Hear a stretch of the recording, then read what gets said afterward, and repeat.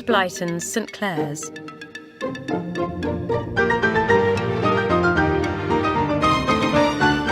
The Sixth Form at St Clare's by Pamela Cox. Read by Nikki Diss.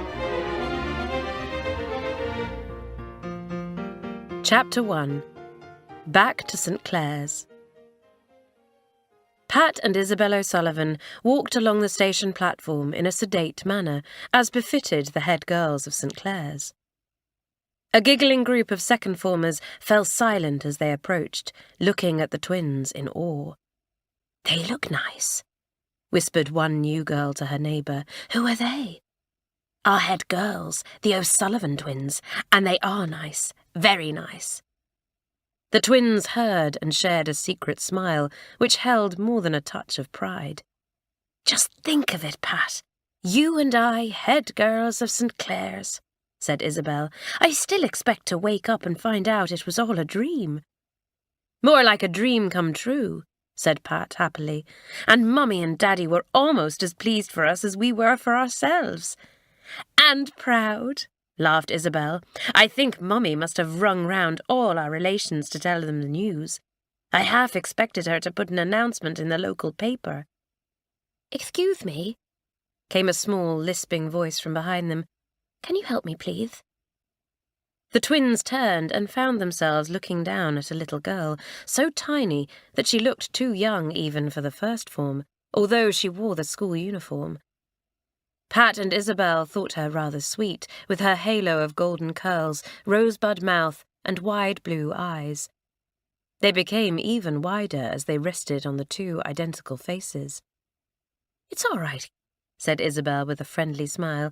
"You're not seeing double. We're your head girls, Pat and Isabel O'Sullivan. And who are you?" "Dora Lathey," answered the girl. "I seem to have lost the rest of my form." "Come along with us, Dora," said Pat, putting a hand on her shoulder. "The first form aren't usually difficult to find. Just follow the noise." Certainly the platform from which the St Clare's train was to leave was extremely noisy, as what seemed like hundreds of excited girls milled about, greeting one another loudly and saying goodbye to parents. "Pat! Isabel! Over here!" The twins looked up, and there, coming towards them, was their cousin Alison, along with Hilary Wentworth. "Hi, twins. Good to see you again," said Hilary. Then, smiling down at the first former, "I see you've found a little stray. Miss Roberts is over there somewhere, with Bobby and Janet helping her try to round up the first form and herd them on the train like sheepdogs."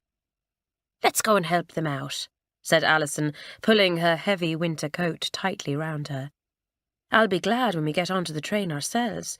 At least it should be a little warmer." The January day was bitterly cold, and many of the girls had already boarded the waiting train rather than stand about on the cold platform. "Dora," said the first form mistress, Miss Roberts, in exasperation when she saw the girl walking towards her with the sixth formers. "I thought you were on the train already." "I was, but I got off again." "Well, get back on, and this time stay put," said Miss Roberts firmly. Then, turning to the twins, "It hardly seems 5 minutes since I had you two under my eye as unruly first-formers, and now here you are, head girls. Well done, both of you. I think Miss Theobald has made an excellent choice." "Thanks, Miss Roberts," said Pat, flushing with pleasure. "We'll certainly do our best." "I'm sure you will," said Miss Roberts. "Oh, Lucy, where are you going?" "That's the third form carriage. Ours is here." "Miss Roberts is certainly going to have her hands full this term," laughed Hilary. "Oh, look, here come Bobby and Janet with another group." "Hello, all," called out Bobby and Janet as they shepherded several small girls onto the train. "Were we this loopy when we were first formers?" "I suppose we must have been," said Isabel, "though it seems hard to believe now." "Dora, what on earth are you doing off the train again? Miss Roberts will skin you alive." Somehow, though none of the sixth formers had seen her get off, Dora was on the platform again.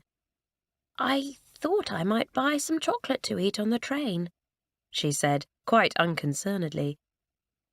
"You should have done that earlier," said Pat. "The train's due to leave at any minute." "Hey, Bobby, take this one along to her carriage, would you? And don't turn your back on her." "Sweet little thing," remarked Alison as Dora boarded the train yet again. "Rather angelic-looking." Bobby Ellis wasn't so sure. She saw a certain mischievous twinkle in the girl's eyes, recognizing it because it was part of her own nature too. She had a distinct feeling that Dora Lacey could turn out to be more imp than angel. At last, all the first-formers were settled, and the twins made their way to their own carriage, where a near riot broke out. "Pat, Isabel, had a good Christmas? Hi, twins, good to see you both again. Better behave ourselves now that the head girls have turned up. Hello, Doris. And Carlotta. And is that Gladys in the corner?" Everyone moved along to make room for the twins, and some of the others who had just come in, Bobby and Janet among them. "Phew, those first-formers are a handful," said Janet, collapsing onto the seat beside Pat. "Miss Roberts is going to have her work cut out keeping them in order." "Hey, who's that?" said Doris, looking out of the window. "Must be a new arrival." The girls turned and saw a tall, striking-looking girl with long red curls standing on the platform, a sullen expression on her face as she spoke to the man with her. "That must be her father," said Gladys. "Look how similar their colouring is." "Well, she's certainly in a temper about something," said Hilary, as the girl scowled fiercely at whatever her father had said. He put his hand gently on her arm, and she shook it off angrily, flouncing away to board the train. Just in time, too, as the guard blew his whistle and the journey to St. Clare's began. "Wow, has she got a temper?" exclaimed Alison. "She looks about our age, too. Let's hope she's not in the 6th. "Oh, I don't know. She might be rather exciting to have around," said Bobby. "Are we expecting any new girls in our form?" "Miss Theobald said at the end of last term that there would be a couple," replied Pat. "And Priscilla Parsons of the old 6th is staying on. She's too young to leave yet." The listening girls groaned. "You're kidding," said Hilary. "I know none of the old 6th form could stand her." "No wonder," said Janet. "Spiteful, snobbish, interfering, and those are her good points." The others laughed. "Well, we'll just have to set Carlotta onto her if she tries any of her tricks on us," said Bobby with her wicked grin. "Remember how she dealt with old sour-milk Prudence back in the first form." The girls laughed as they remembered the fiery creature Carlotta had been when she first came to St. Clare's. All except Carlotta herself.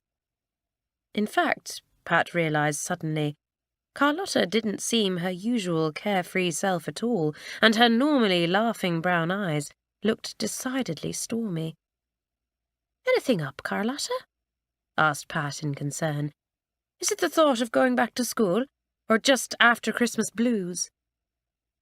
The others stopped their chatter, new girls forgotten as they, too, realised that something was wrong with their friend. Carlotta was a very popular member of the form, and if she was in trouble, they wanted to know about it, and help if they could. "Neither," said the girl, with a shadow of her wide smile, as the concern she saw on the faces around her warmed her a little. "The fact is, I'm in a mess, and I don't know if anyone can help me out of it." "Hey, that sounds serious," said Doris, looking alarmed. "It is," said Carlotta. "You see, my dad has got it into his head, or, to be more precise, my grandmother has drummed it into his head, that I need to go to some fancy finishing school once I've finished at St. Clare's." "But you can't!" cried Bobby, horrified. "You're coming to university with Janet, the twins, and me." "That's what I'd like to do," sighed Carlotta. "Instead, I'm supposed to learn elocution and deportment and cordon bleu cookery, which in my case will probably be cordon bleu." "You're not serious," exclaimed Pat, quite unable to picture the spirited Carlotta fitting in at such a place. "Finishing school? It'll probably finish you off altogether. Carlotta gave a bitter laugh. Don't I know it? But Gran's determined that I ought to learn what she calls social graces. Social graces? Snorted Doris. Sorry, Carlotta. No disrespect to your Gran, but there are more important things in life than learning how to walk like a model and all that kind of stuff. Right, agreed Hilary warmly. Carlotta's manners had improved considerably from when she was a first former, fresh from circus life and inclined to fly into a rage at the slightest thing. Her impulsiveness and outspokenness, however, hadn't changed a bit, part of the girl's vivacious personality. And that, thought all the sixth formers, was as it should be. It would be just awful if her individuality was crushed. "But what's your dad thinking of to agree to such a thing?" asked Alison. "He always thinks that Gran knows best when it comes to feminine matters," said Carlotta impatiently. "Girls, help! What am I going to do?" The sixth formers couldn't bear to hear Carlotta sound so despairing. "Don't you worry," Pat reassured her. "We'll get you out of this somehow." "Yes," put in the quiet little Gladys. "We'll get up a petition and send it to your father." "We'll tell him the rotten finishing school's burnt down," added Bobby. "If it comes to it, we'll kidnap you and smuggle you into university with us," said Janet. "Even better, we'll kidnap your grandmother," said Doris quite seriously. "Idiots!" Carlotta gave a laugh she hadn't thought she had in her. "Do you know, you've actually cheered me up a bit." "Glad to hear it," said Pat. "Try not to get too worked up about it. After all, we've a whole year to think up a plan." Just then, the carriage door opened, and there stood little Dora Lacey. "Oh," she said blankly, looking surprised. "Don't tell me," sighed Isabel. "You're lost again." Dora nodded. "I just slipped out to the toilet, and when I came back, the carriage seemed to have disappeared." She sighed. "I'm just not used to finding my own way around. My older sister was supposed to be starting at St. Clare's this term too, but she got chickenpox and won't be back for a couple of weeks." "That's tough," said Hilary sympathetically. "All the same, you ought to be learning to stand on your own 2 feet a bit now, you know. Your big sister won't want to babysit you all the time when she does come to school. Come on." She stood up. "I'd better return you to Miss Roberts before she thinks you've jumped off and pulls the communication cord." "That bad-tempered-looking girl never joined our carriage after all," remarked Janet as the door closed behind Hilary. "Perhaps she's in the 5th. "Well, they're a good crowd this term," said Pat. "No doubt they'll take her in hand. Pam Boardman's staying down with them, you know. She's to be head of the form." "I'll miss little Pam, although she was so quiet," said Isabel. "Me too," said Doris in dismay. "She was my study companion. Now what am I going to do?" "Oh, well, I guess one of us others will have to put up with your peculiar little ways," said Alison, earning herself a playful punch on the arm from Doris. "Doesn't Pauline usually come by train?" asked Gladys. "Oh, haven't you heard? She's not coming back," said Bobby. "Apparently she's decided to take a secretarial course. Then she's going to find a job." "And Felicity's left too," said Janet. "She's to have a long rest before making any decisions about her future." Felicity Ray, a musical genius, had been with the girls in the 5th, but had worked so hard at her music that she had driven herself almost to a nervous breakdown. "Poor Felicity," said Pat, "and poor Alma Pudden. She's to have that operation for her glands soon, so she won't be returning either." The girls listened to this with mixed feelings. None of them had liked Alma with her strange tempers, but once they had learnt that her problems had been due to ill health, they had all felt a little uncomfortable. "Guess what?" said Hilary, coming back in. "I've just seen that red-haired girl standing out in the corridor, absolutely sobbing her heart out." "She's a little old to be suffering from homesickness," said Janet scornfully. "It wasn't that kind of crying," said Hilary thoughtfully as she took her seat. More sort of bitter and angry, as though she had a grudge against the whole world. I went over and asked if I could help, but she turned on me and nearly bit my head off. Wonder what her problem is, said Bobby. No one could imagine, and Carlotta said, So she could be in our form after all. Who else is still to come back? Claudine, Anne-Marie, Angela, and Mirabelle, said Doris. I know that Claudine and Antoinette were due to travel back from France yesterday, and presumably the others are going by car. Angela's driving herself, put in Alison. Her folks bought her the neatest little sports car for Christmas. Her dad wasn't too thrilled about it, but you know what Angela and her mum are like once they've set their hearts on something. I didn't know Angela and her mum possessed hearts, said Carlotta rather maliciously. I'm surprised she didn't get her own chauffeur as well. Alison, who was Angela's friend, flushed but said nothing. No longer unaware of the beautiful but spoilt girl's faults, she knew that Carlotta had every reason to sneer at the girl who looked down on her so terribly. The vain Alison had grown up a lot over the past few years, thought Pat, watching her cousin, and was now much more likeable for it. Will Angela and Mirabelle be coming up into the 6th with us? Asked Hilary. You know they both failed last term's exams dismally. Mirabelle certainly is, said Gladys, who had spent part of the holidays with her friend. And she's to resit the exams. Her dad was so disappointed and gave her a dreadful lecture. The upshot was extra coaching during the holidays, and she's to have some lessons and study periods away from the rest of us so that she can concentrate on her exam work. Yes, Angela's doing the same, said Alison. It's tough on them, just when the rest of us are looking forward to taking things a bit easier after all our hard work last term. Yes, agreed Hilary. I know they brought it on themselves, but all the same, I can't help feeling sorry for them. Chapter 2. The New Girls. Claudine, the French girl, waited impatiently for the rest of her form to arrive. She and Antoinette, her third-form sister, had come back to St. Clare's that morning, along with their aunt, the French teacher, Mademoiselle. Once they had reported to matron and been to see Miss Theobald, time had hung heavy on their hands.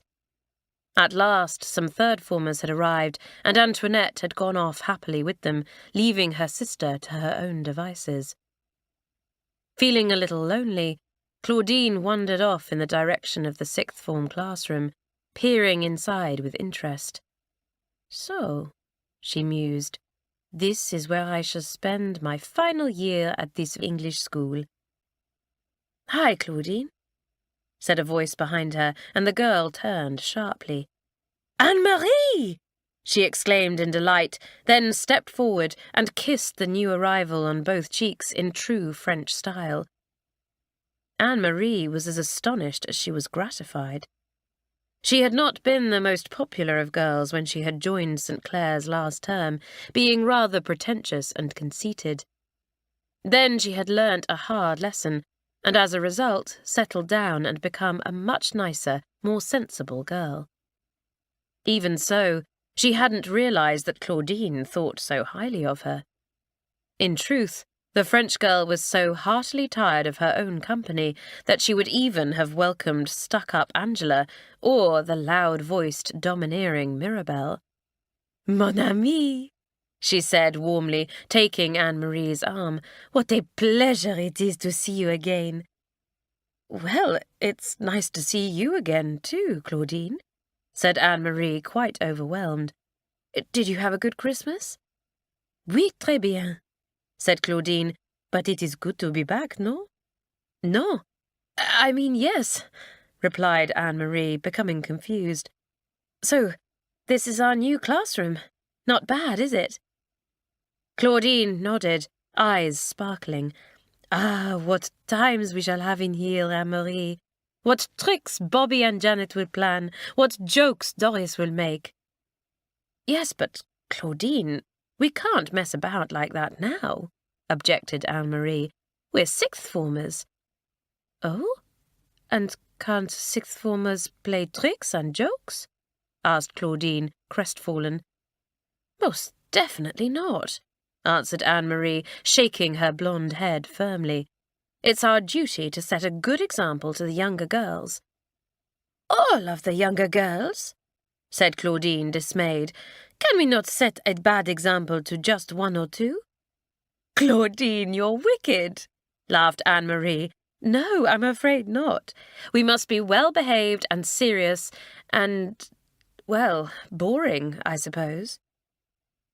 Just as Claudine was digesting this, Matron appeared in the doorway. Ah, sixth formers, she said with brisk satisfaction. I was beginning to despair of finding any. I've a new girl for you here. She pulled forward a pretty, lively-looking girl with humorous silver-grey eyes and springy blonde curls. Claudine and Anne-Marie took to her at once and exchanged excited glances. I'll leave you to get acquainted, said Matron. Must dash. The train girls have just arrived. The new girl advanced into the room, betraying not one jot of shyness. Hi there, she said, grinning at the two girls. I'm Fizz Bentley. Claudine and Anne-Marie stared at her open-mouthed. Fizz? Repeated Claudine. Surely that is not a real name. No, my real name's Phyllis, explained the girl with a grimace. But my little sister could never pronounce it and calls me Fizz, which kind of stuck.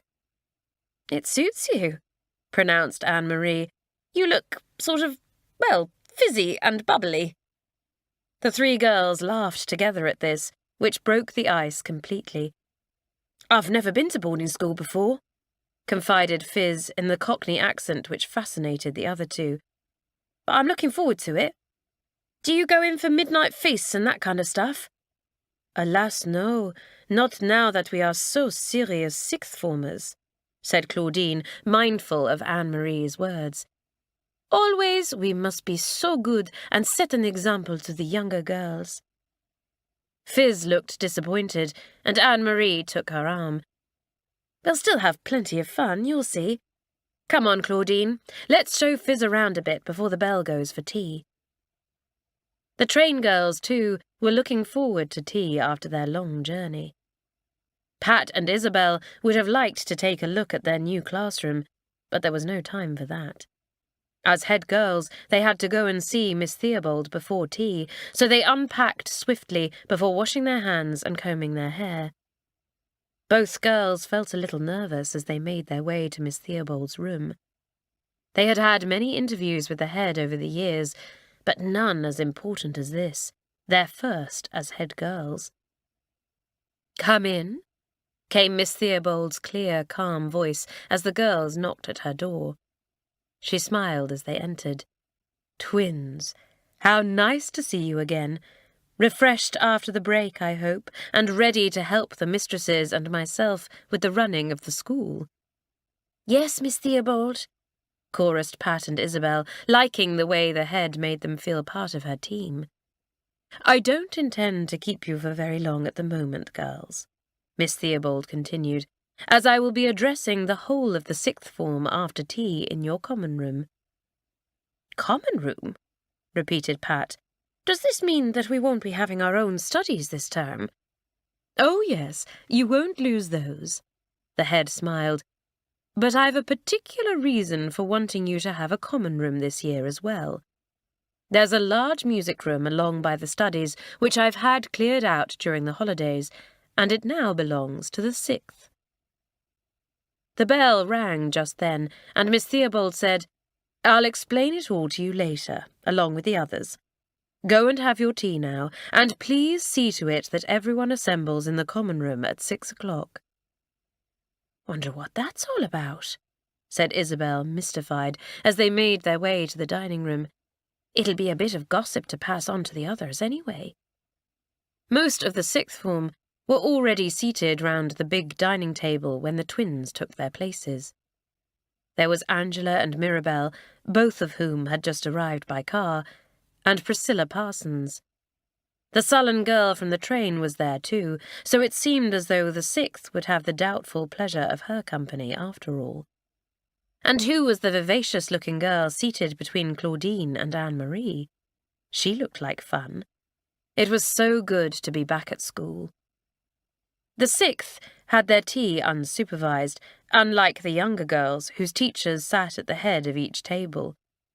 Pat and Isabel squeezed in between Doris and Claudine, who immediately introduced the new girl. Pat and Isabel, meet Fizz Bentley. Fizz, these are so honourable, so dignified head girls, the O'Sullivan twins. The twins grinned at the new girl, at the same time shaking their heads at Claudine. Your pronunciation gets worse instead of better, said Isabel. She can't possibly be called Fizz. I am, put in Fizz herself. Honest. The twins looked at her in amusement. Then Pat stole a glance down the table at the lovely Angela and nudged her twin. See Angela looking down her nose at the new girl already, she muttered under her breath. Priscilla looked disapproving too, but by all accounts she disapproved of most people. And this is another new girl, Morag Stewart, said Hilary, who was seated beside the red-haired girl. Hello, Morag, chorused the twins. Welcome to St. Clare's. The girl gave a tight-lipped nod, but said nothing. She had the most stunning green eyes, noticed Isabel. What a pity they were red-rimmed from her crying on the train. I bet she'd be really beautiful if only she'd smile, Isabel thought. Well, once she's got to know everyone and settled in, perhaps she'll cheer up a bit. I should be welcoming you to the sixth, twins, said Priscilla Parsons with a thin smile. After all, I'm the longest-serving member of the form, so to speak. If you need any help or advice, don't be afraid to ask, will you? Yes, murmured Carlotta to Doris. If you need any advice on how to look down your nose at people, or listen outside doors, or bully the first-formers, Priscilla's a walking information bureau. Doris gave one of her sudden, explosive snorts of laughter, which made Priscilla stare at her in astonishment, and Pat's voice trembled with suppressed amusement as she thanked the girl politely. Mirabel grinned too as she caught the twins' eyes, and Isabel called out, Mirabel, I don't think we've had the chance to speak to you yet. Or Angela. Did the two of you enjoy the holidays? Apart from a terrific lecture from my father and some pretty intensive coaching, yes, answered Mirabel with a rueful grin. It made me face up to myself, though, and realise what a prize dope I'd been last term. I'm going to make up for it now, though, and I aim to pass those exams if it kills me. The listening girls didn't doubt it. Mirabel was an extremely strong and determined character. Last term, when she had been games captain, she had been a little too strong and determined. Power had gone to her head, making her neglect her work and turning many of the girls against her. They were all on her side now, though, admiring her for facing up to her faults and having the courage to try to change herself. All wasn't exactly peace and goodwill in our household either, put in Angela. My father reacted much as yours did, Mirabel, and like you, I'm absolutely determined to pass this time as well. The girls were most surprised to hear this from the spoilt, lazy Angela, but there was no doubt that she meant it. She had a determined set to her pretty mouth, which gave her face unexpected character. What a turn-up it would be if Angela made an effort to change her vain, selfish ways and become one of them in her last year. Sadly, such pleasant thoughts were short-lived.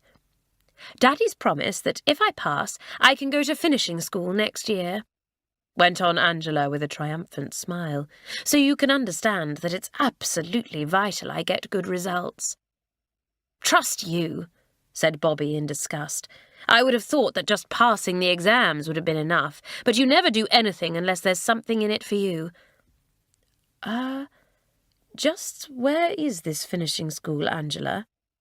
Asked Carlotta in a suspiciously smooth little voice. Paris. It's called Saint Etienne, said Angela, forgetting how much she despised Carlotta in her desire to boast. Very exclusive. Of course, said Carlotta, winking at the twins. As a matter of fact, I may well be going there myself next year. Isn't that nice, Angela, to think that you and I won't be going our separate ways once we've finished at St. Clare's, after all? Angela, in the act of sipping her tea, choked so that Alison had to slap her on the back. Carlotta grinned to herself. There was a bright side to everything. You? Angela almost spat out. But you can't be! It's for top-drawer people! Well, what's the point of that? Exclaimed Fizz. I mean, top-drawer people already know all that etiquette stuff. It ought to be exclusive to bottom-drawer people, like me. The sixth formers fell about at this, liking Fizz all the more for making a joke at her own expense. All except Angela, who scowled angrily, and Priscilla, who didn't see anything at all amusing in this common new girl. Angela opened her mouth to make a biting retort, but Isabel saw her spiteful look and stepped in. She wasn't going to allow Angela to pick on a new girl, even though Fizz seemed quite capable of standing up for herself. That's enough on the subject for now, she said firmly. Besides, Pat and I have a bit of news of our own.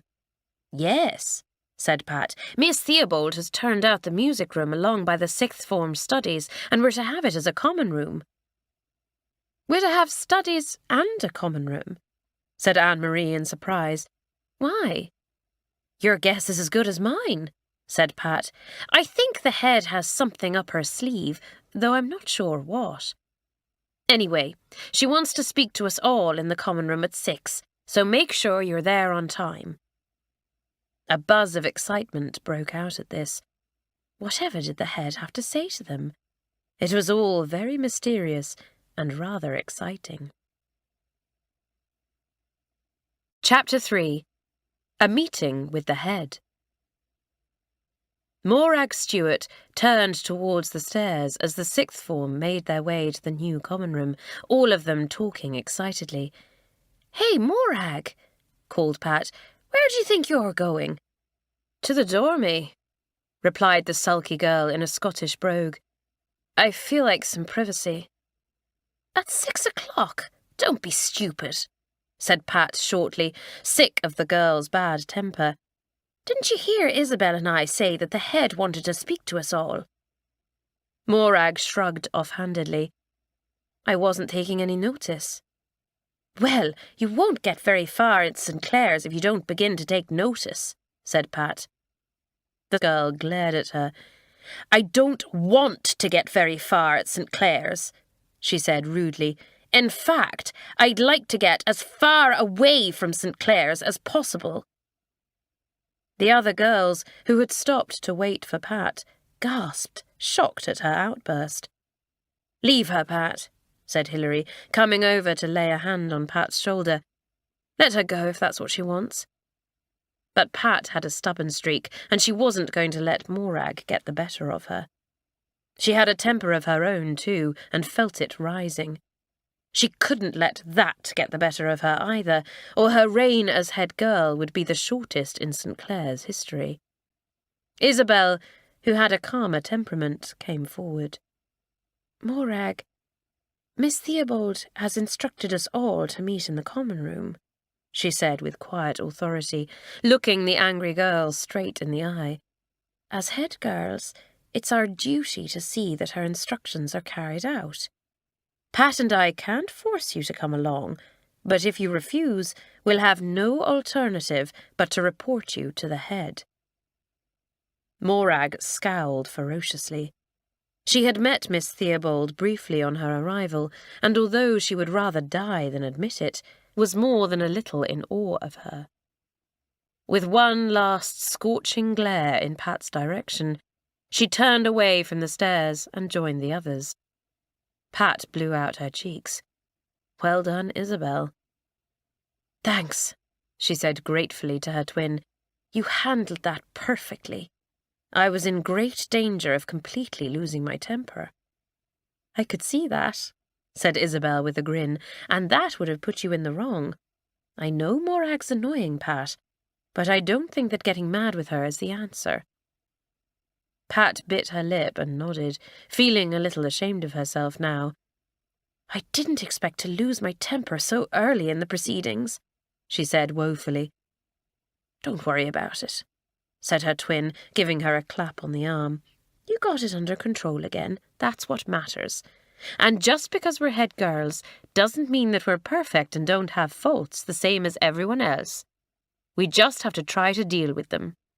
Now, let's get a move on. I'm dying to see our common room." "Very nice," said Alison as they entered. "Smells of new paint, though."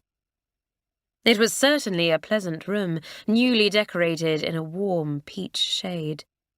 A large rectangular table stood in the centre, surrounded by chairs, and more comfortable armchairs were dotted about the place. "I must admit, I quite enjoyed having a common room when we were lower down the school," said Doris.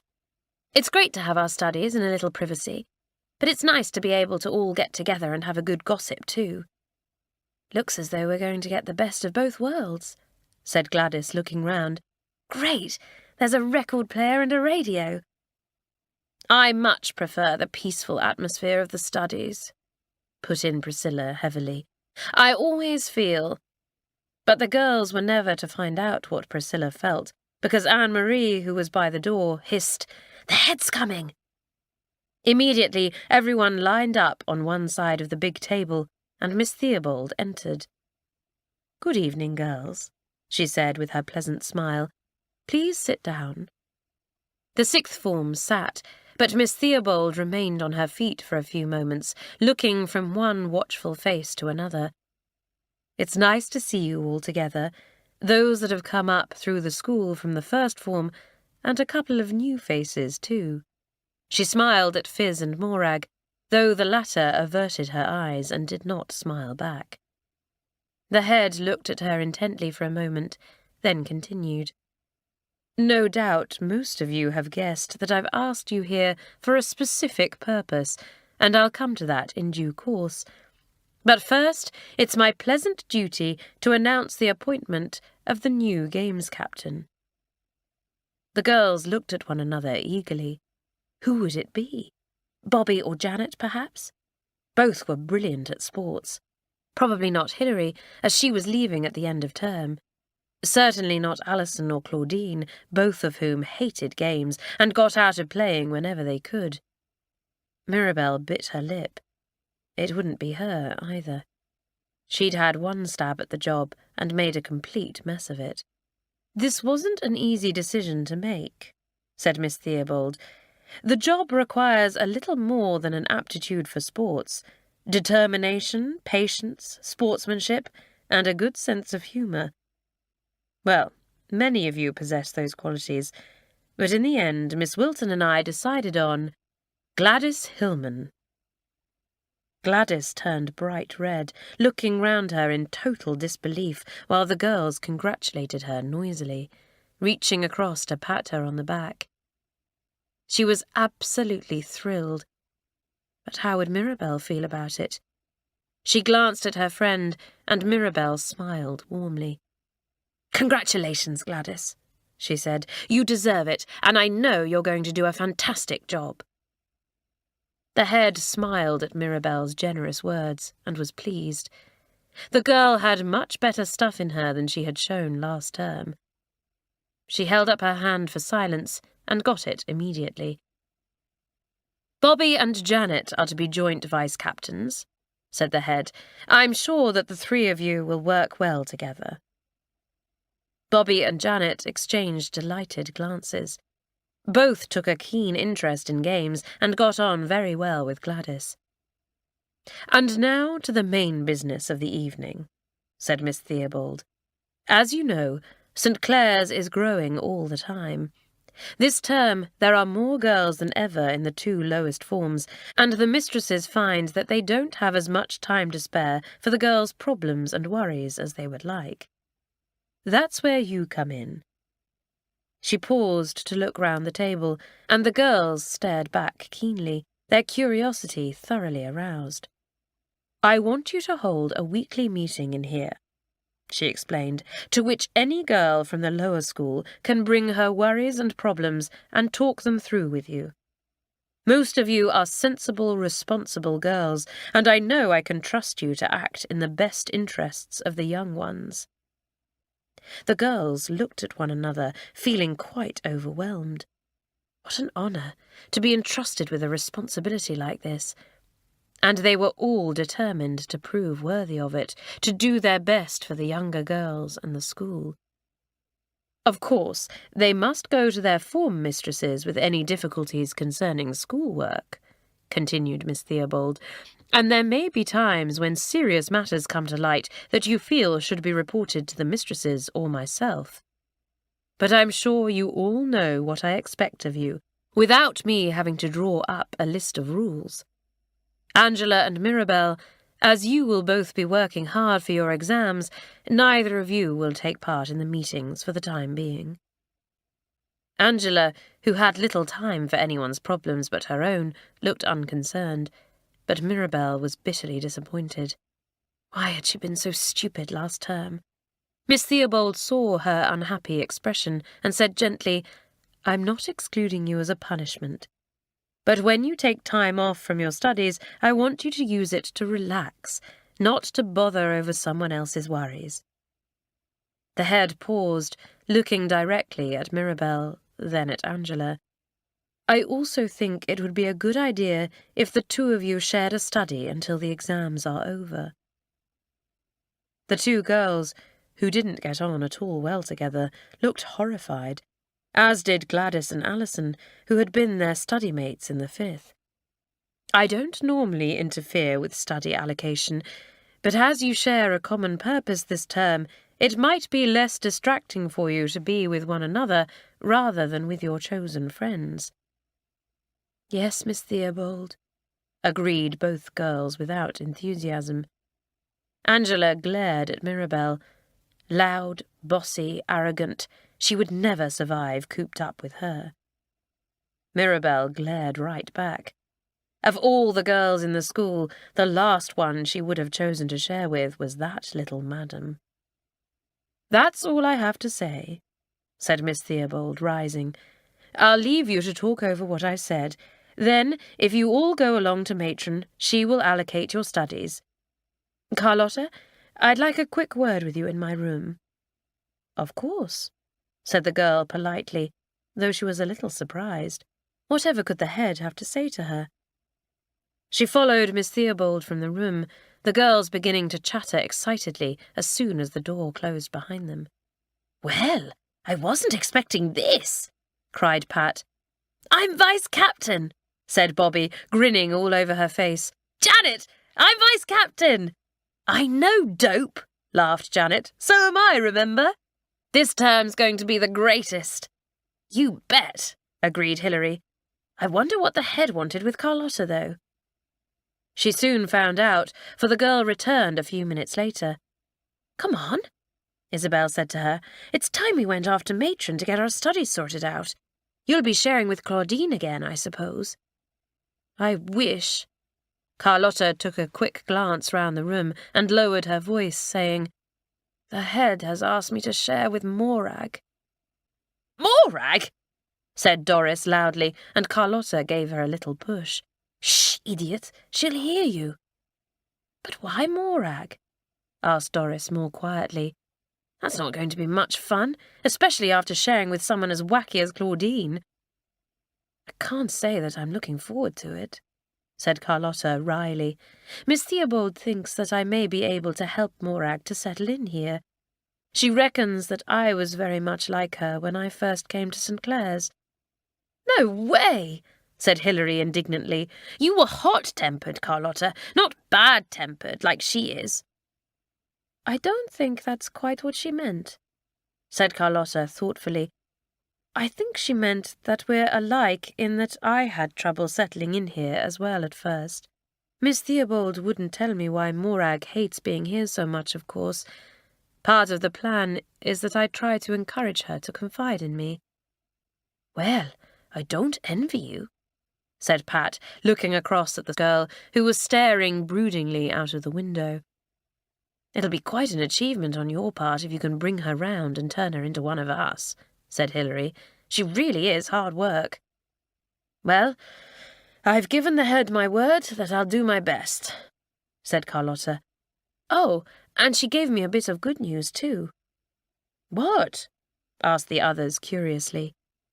"Apparently, Dad wrote to her, asking her to give me a reference for this finishing school," Carlotta told them, "and Miss Theobald doesn't think it's a good idea for me to go there at all.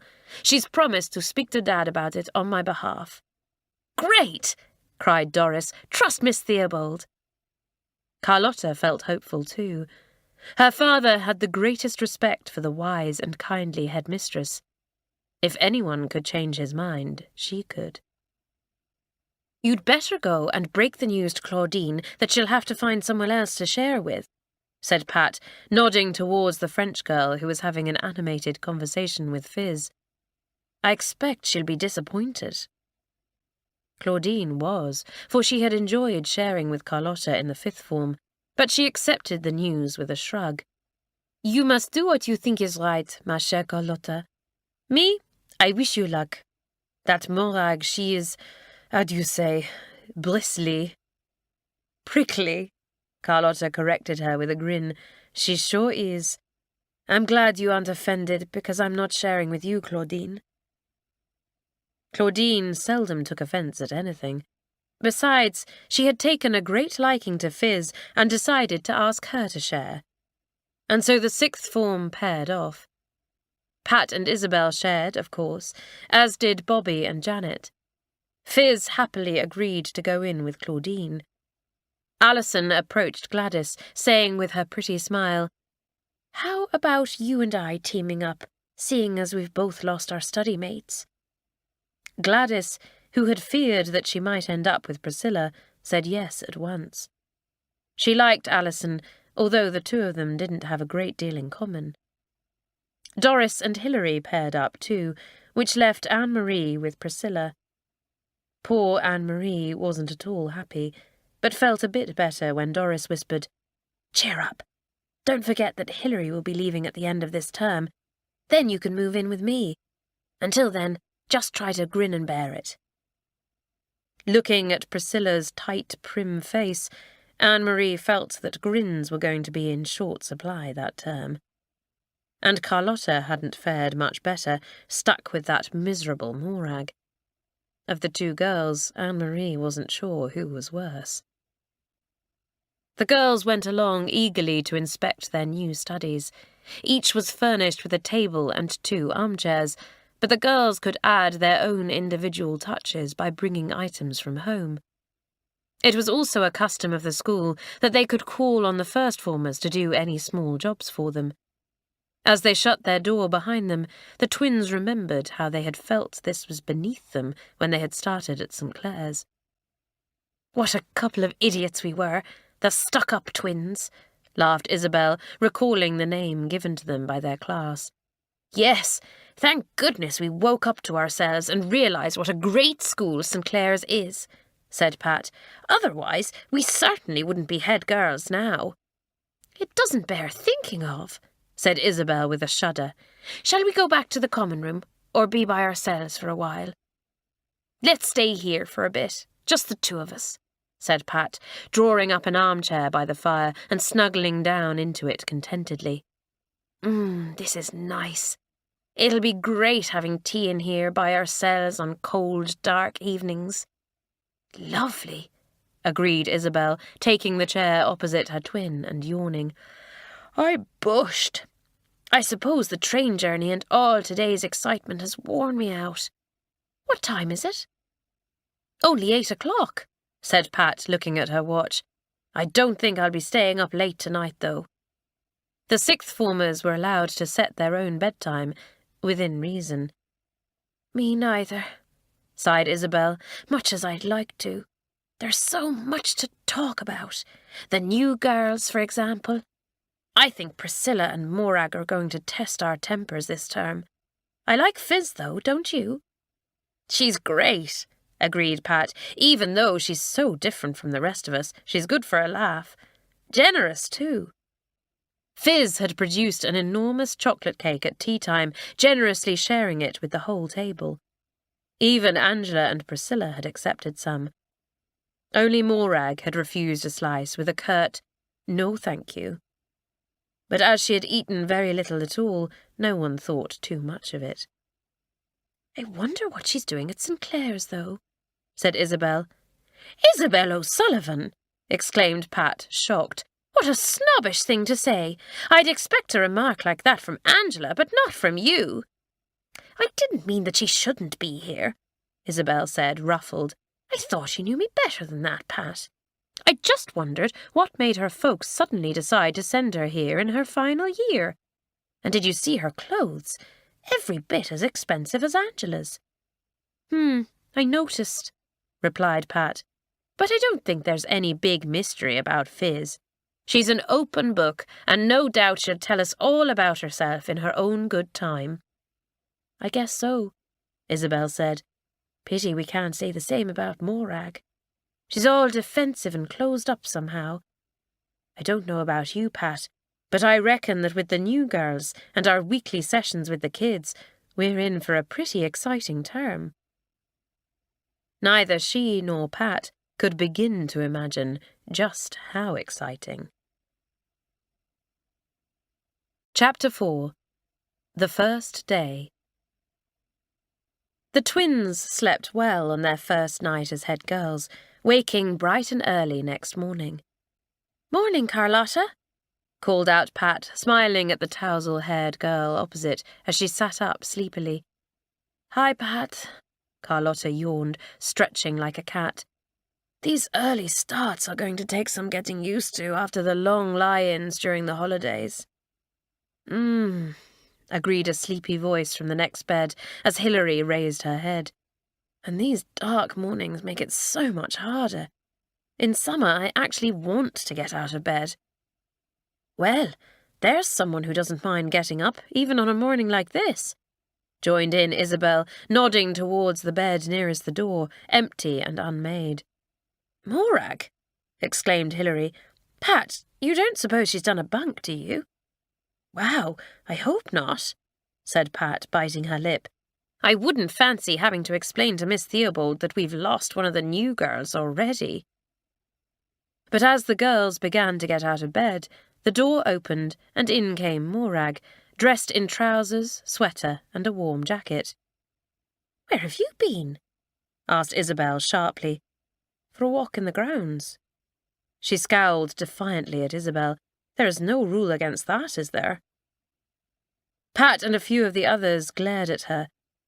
All of them felt an intense loyalty to their school and didn't like the way this newcomer seemed to mock their rules and traditions. The girl went across to her bed and took off her jacket before brushing out her long red hair, which had become rather windswept.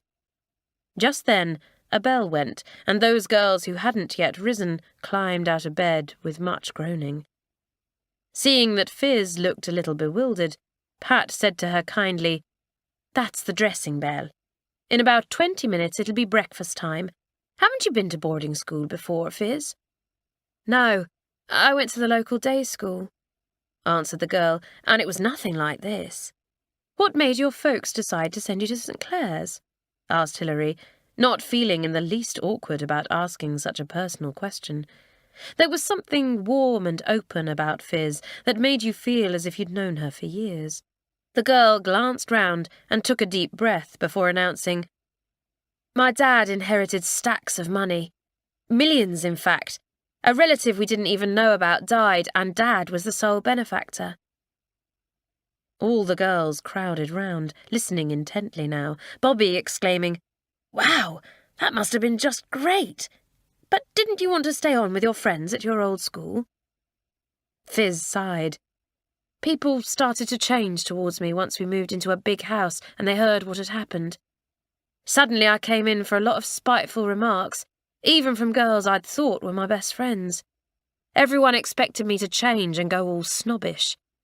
Suddenly, I just didn't fit in anymore. I just hope that I'll fit in here." "You bet you will," chorused the others, liking her open manner. "Yes, we'll take care of you," said Janet. "You'll probably come up against a bit of spite from the Honourable Angela," added Carlotta with her wicked grin. "But don't take it personally. She looks down on all of us." Everyone laughed. Angela, Alison, and some of the others were in the dormitory next door, and the girls couldn't wait to tell them Fiz's exciting news. "Come on, everyone," called Pat. "Let's move it. We don't want to set a bad example to the young ones by being late for breakfast on the first day." She glanced across at Morag, who had now changed into her uniform, and called out, "Aren't you going to do your hair, Morag?" "I've just brushed it." "Yes, but we're supposed to wear it tied back in class. Either that or cut short." Morag shrugged. "I never wear my hair tied back." Pat frowned. The girls certainly had lovely hair, but Miss Harry, the sixth form mistress, was unlikely to appreciate its beauty if Morag went into class with it tumbling about her shoulders like that. Pat was about to say so, quite bluntly, when Carlotta said softly, "Leave her. Let her make a few mistakes. After all, we can't put her right until she does something wrong." "You are getting wise in your old age," grinned Pat. "All right, but I bet Miss Harry will go nuts when she claps eyes on our flame-haired beauty." The sixth form was filing into its new classroom when Bobby happened to spot a lone, small figure hovering in the corridor. "Hi, Dora," she said with a smile. "What are you doing here? This is the sixth classroom, you know. Don't tell me you're lost again." Dora Lacey nodded. "Well, the quickest way to the first form room is for you to go back along the corridor, out of the side door, then cut across the courtyard and in through the door by the science lab. Got that?" "I think so," lisped Dora, looking doubtful. "Do you want me to walk you over?" offered Bobby kindly. "No, I'll be all right, thanks." And with that, the girls sped off, leaving Bobby grinning ruefully and shaking her head. That kid was badly in need of some geography lessons. Going into the sixth form room, Bobby placed her books on her desk, then glanced out of the window. What she saw, making her eyes widen in amazement. "Unbelievable!" she cried. "I've never seen anything like it." "What?" asked the others in surprise. "That first former, Dora. I left her outside that door seconds ago, and there she is now going across the courtyard. She must have run like a cheetah to have covered that distance in a few seconds." "She'll be one to watch at netball practice then," said Gladys, ever the games captain. "She's got definite possibilities if she's that fast." Then the girls heard the sound of brisk footsteps and became silent, those that were seated getting to their feet as their new form mistress, Miss Harry, entered. "Morning, girls." She smiled round the room. "Please sit down, then we can get to know one another." The sixth formers liked Miss Harry, who was young and pretty with a great sense of humour. She also understood that her pupils were growing up fast and liked to be treated as young adults rather than children. But any girl who mistook Miss Harry's good nature for a lack of authority had better watch out. She soon learnt her mistake and never repeated it. "Now, obviously, I know some of you better than others," the mistress began, "but I'd like you all to stand up, one at a time, and introduce yourselves. That will help both me and the new girls, oh, and Priscilla, of course, to get to know you." Priscilla, who had chosen a desk at the front of the class, stretched her thin lips into a smile, which Miss Harry studiously ignored. Having already had the girl in her class for 2 terms, she knew a great deal about Priscilla, and try as she might, could not like her. "We'll go in alphabetical order," said the mistress, glancing at the list in her hand, "starting with Phyllis Bentley." Fizz, quite taken aback by how young Miss Harry looked, stared with fascination at the teacher, but neither moved nor spoke. "Fizz," hissed Claudine, her neighbour, "it is your turn." "Oh, sorry, Miss Harry," apologised Fizz, blushing as she stood up. I'm not used to answering to Phyllis, you see. Most people call me Fizz. Had this been the first or second form, the girls would have burst out laughing at this. The dignified sixth stifled their amusement and merely grinned at one another. All except Priscilla, whose expression grew sour. That girl. Didn't she realise that it just wasn't done to ask a mistress to use a nickname, and such a stupid one? Priscilla sat back and waited for Miss Harry to deliver a crushing put-down. But the mistress was smiling. Something about Fizz's direct, open manner was very appealing. "Fizz it is, then," she said with a twinkle in her eyes. "Carlotta Brown?" Carlotta got up and with a theatrical bow introduced herself. Priscilla's mouth became so small and mean it was in danger of disappearing altogether. What was St. Clare's coming to? She thought disapprovingly. Carlotta didn't belong here any more than that common Bentley girl. Everyone knew that Carlotta had once belonged to a circus. As for Claudine, Priscilla cast a disdainful glance at Mademoiselle's daredevil niece and shuddered. If only the school was more selective about who was accepted here. Shrewd Carlotta watched her from the corner of her eye as she sat down, guessing at the girl's thoughts and despising her for them. Priscilla was the kind of person she hated most. Everything about her was thin and mean, from the shape of her face to her long, narrow nose, which, so rumour had it, she enjoyed poking into everyone's business. Even her hair was braided in a long, thin plait, more suited to a first-former than one of the older girls. Yes, Carlotta was going to have her work cut out this term, keeping her temper with both prim Priscilla and miserable Morag. Yet keep it she must.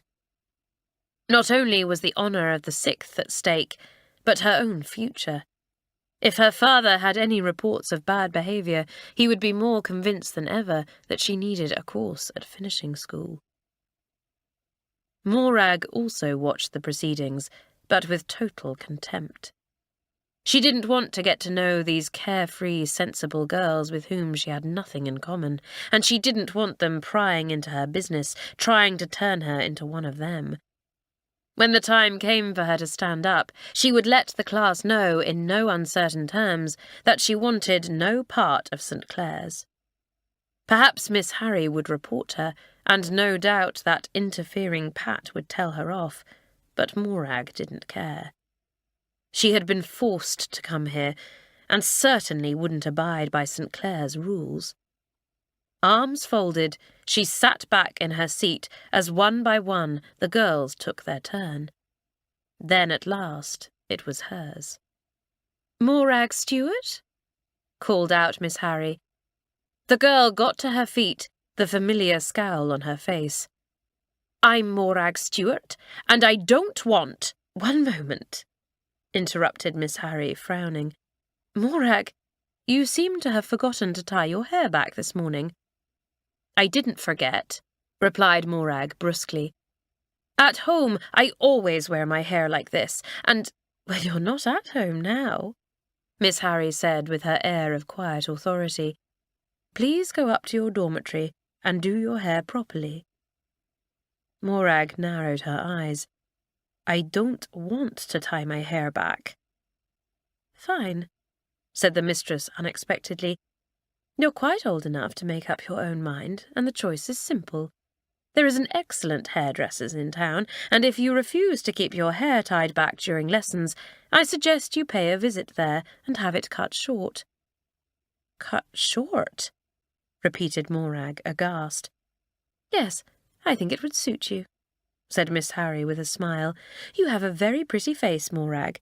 It would be nice to see all of it, rather than just catching a glimpse of it through a curtain of hair now and then." Morag reddened. Somehow her defiant stand had gone horribly wrong, and she had merely ended up looking stupid. Far from voicing her opinion about St. Clare's, Miss Harry had barely allowed her to get a word in. "Well, Morag?" said the mistress now. "What's it to be?" The sullen girl was dying to answer back, but something in Miss Harry's direct, blue-eyed stare and the firm tone of her voice stopped her. Without quite knowing how it had come about, Morag suddenly found herself outside the classroom and on her way up to the dormitory. "Well done, Miss Harry," thought the class admiringly. She certainly knew how to handle the bad-tempered girl. "And well done, Carlotta," thought Pat. She had foreseen what would happen and had had the good sense to stop Pat from interfering. The sixth form had their heads bent over their work when Morag reappeared a few minutes later, a blue ribbon confining the red hair. Softly, so as not to distract the others, Miss Harry called her over to her desk and explained what the class was doing. "She really is attractive," thought Isabel, glancing up. "What I wouldn't give for those lovely high cheekbones." Only the sulky droop of her mouth spoilt her. As though sensing eyes on her, Morag looked round sharply, and Isabel gave her ready, friendly smile. Suddenly, without wanting to, Morag found herself smiling back, warmed to see a friendly face. Then she remembered the course she had set herself and switched the smile off. But Isabel was a little heartened as she turned her attention back to her work. At least the girl could smile. Besides, Miss Theobald obviously thought she was worth a little trouble, otherwise she wouldn't have encouraged Carlotta to befriend her. And if the head thought so, that was good enough for Isabel. Chapter 5. Sixth Formers and First Formers. When afternoon lessons were over, Pat and Isabel, along with Hilary and Doris, went to the common room to draft a notice concerning what had become known as their agony aunt sessions. It had been decided to wait until the third week of term to hold the first meeting, giving everyone a chance to settle in properly. Then the weekly meetings would be held on Thursday evenings at 7 o'clock, and a notice was to be placed in each common room to let everyone know. "Isn't this exciting?" said Doris. "I can't wait for our first meeting." "Yes, we just have to make a success of this," said Pat earnestly. "It's quite a responsibility Miss Theobald's given us, and we have to prove that we're up to it." "Well, we will prove it," said Isabel determinedly. "If we haven't learned how to be responsible and make decisions after 6 years at St. Clare's, there's not much hope for us." "There are some people who never learn, though," put in Doris. "Priscilla," said the others at once. "Yes, we'll have to watch her," Hilary said. "She's likely to use the sessions as a chance to find out the kids' secrets and snitch on them." "As soon as she starts anything like that, she's out," said Pat. "We have to keep an eye on Morag, too." "Morag?" repeated Isabel in surprise. "I know she's not exactly Little Miss Sunshine, but she doesn't strike me as nosy or a sneak." "No, but she obviously cares nothing for St. Clare's or its traditions," Pat pointed out, "and we don't want her passing on those ideas to the younger girls." "Ah, what is this?" asked Claudine, opening the door. "Have I tripped on a secret meeting?" "You mean stumbled on, Claudine," laughed Doris. "No, we were just discussing our agony aunt sessions. Do you mind taking one of these notices along to Sarah in the second form? Tell her to put it up in the common room and make sure everyone reads it." "Eh bien," agreed Claudine, taking the sheet of paper from Doris and whisking herself from the room. "Hilary, you and Doris go to the third's common room," said Pat. "Isabel and I'll shoot along to the first form." "Come on, then," said Isabel. "I'm dying for a coffee, and the sooner we get this over with, the sooner we can get back to our study and put the kettle on." As they were leaving the common room, they bumped into Dora Lacey, and Pat called out, "Dora, be a pet. Nip into our study, put the kettle on, and spoon some coffee into a couple of mugs, will you? You'll find some chocolate biscuits in the cupboard as well. Help yourself to a couple. Only a couple, mind. I've counted them." "Will do, Pat." The first former laughed and ran off, leaving Isabel staring doubtfully at her twin. "I hope you know what you're doing," She's a sweet kid, but dippy. We'll probably get back to find the socket burnt out or something." But by the time the twins reached the first form common room, Dora was there, curled up on the sofa, reading a magazine. "Dora!" exclaimed Pat in astonishment. "Have you got motorized shoes or something? I've never known anyone move as quickly as you do." "Is everything okay?" asked Isabel anxiously. "I mean, you found the kettle and everything." For a moment, Dora looked blank. Then her brow cleared and she said, "Oh, the kettle. No problem, Isabel." "Okay, girls, listen up," called out Pat. "Isabel and I have an announcement to make." But Isabel said nothing, staring at Dora with a puzzled frown on her face as Pat told the first form all about the weekly meetings, delighted when they were full of enthusiasm for the idea. "Leave me to do all the talking, why don't you?" cried Pat when they got outside. "What's up with you?" "Dora Lacey," answered her twin slowly. "Something about that kid just isn't right." "What do you mean?" asked Pat, surprised. "I can't put my finger on it, but something just doesn't add up where she's concerned." Alison and Gladys had also sent for a first former, Joan Terry, to do their jobs. Gladys had slipped out to speak to Miss Wilton, the games mistress, when the girl arrived, and Alison greeted her with a wide smile. "Hi, Joan. Put the kettle on and we'll have a cuppa. Then you can help me find a home for this lot," she said, busily emptying the contents of a cardboard box onto the table. "Fudge. Ugh. I used to love it when I was a kid, but I can't stand it now. Trouble is, my gran still thinks I'm a kid and sends me a box every term." Joan giggled. She was slightly timid and usually very much in awe of the older girls. But Alison was so friendly that she nerved herself to suggest shyly, "Can't you tell her that you don't like it any more?" "I couldn't," said Alison. "That would hurt her feelings terribly, and much as I hate fudge, I'd hate to hurt Gran's feelings even more. Do you like fudge, Joan?" "I love it. Mum doesn't have much money to spare, so I don't often have sweets sent to me." Alison was touched. Joan was thin and plain, but there was something wistful and appealing about her that went straight to the girl's tender heart. "Here, catch." She tossed the box of sweets to Joan.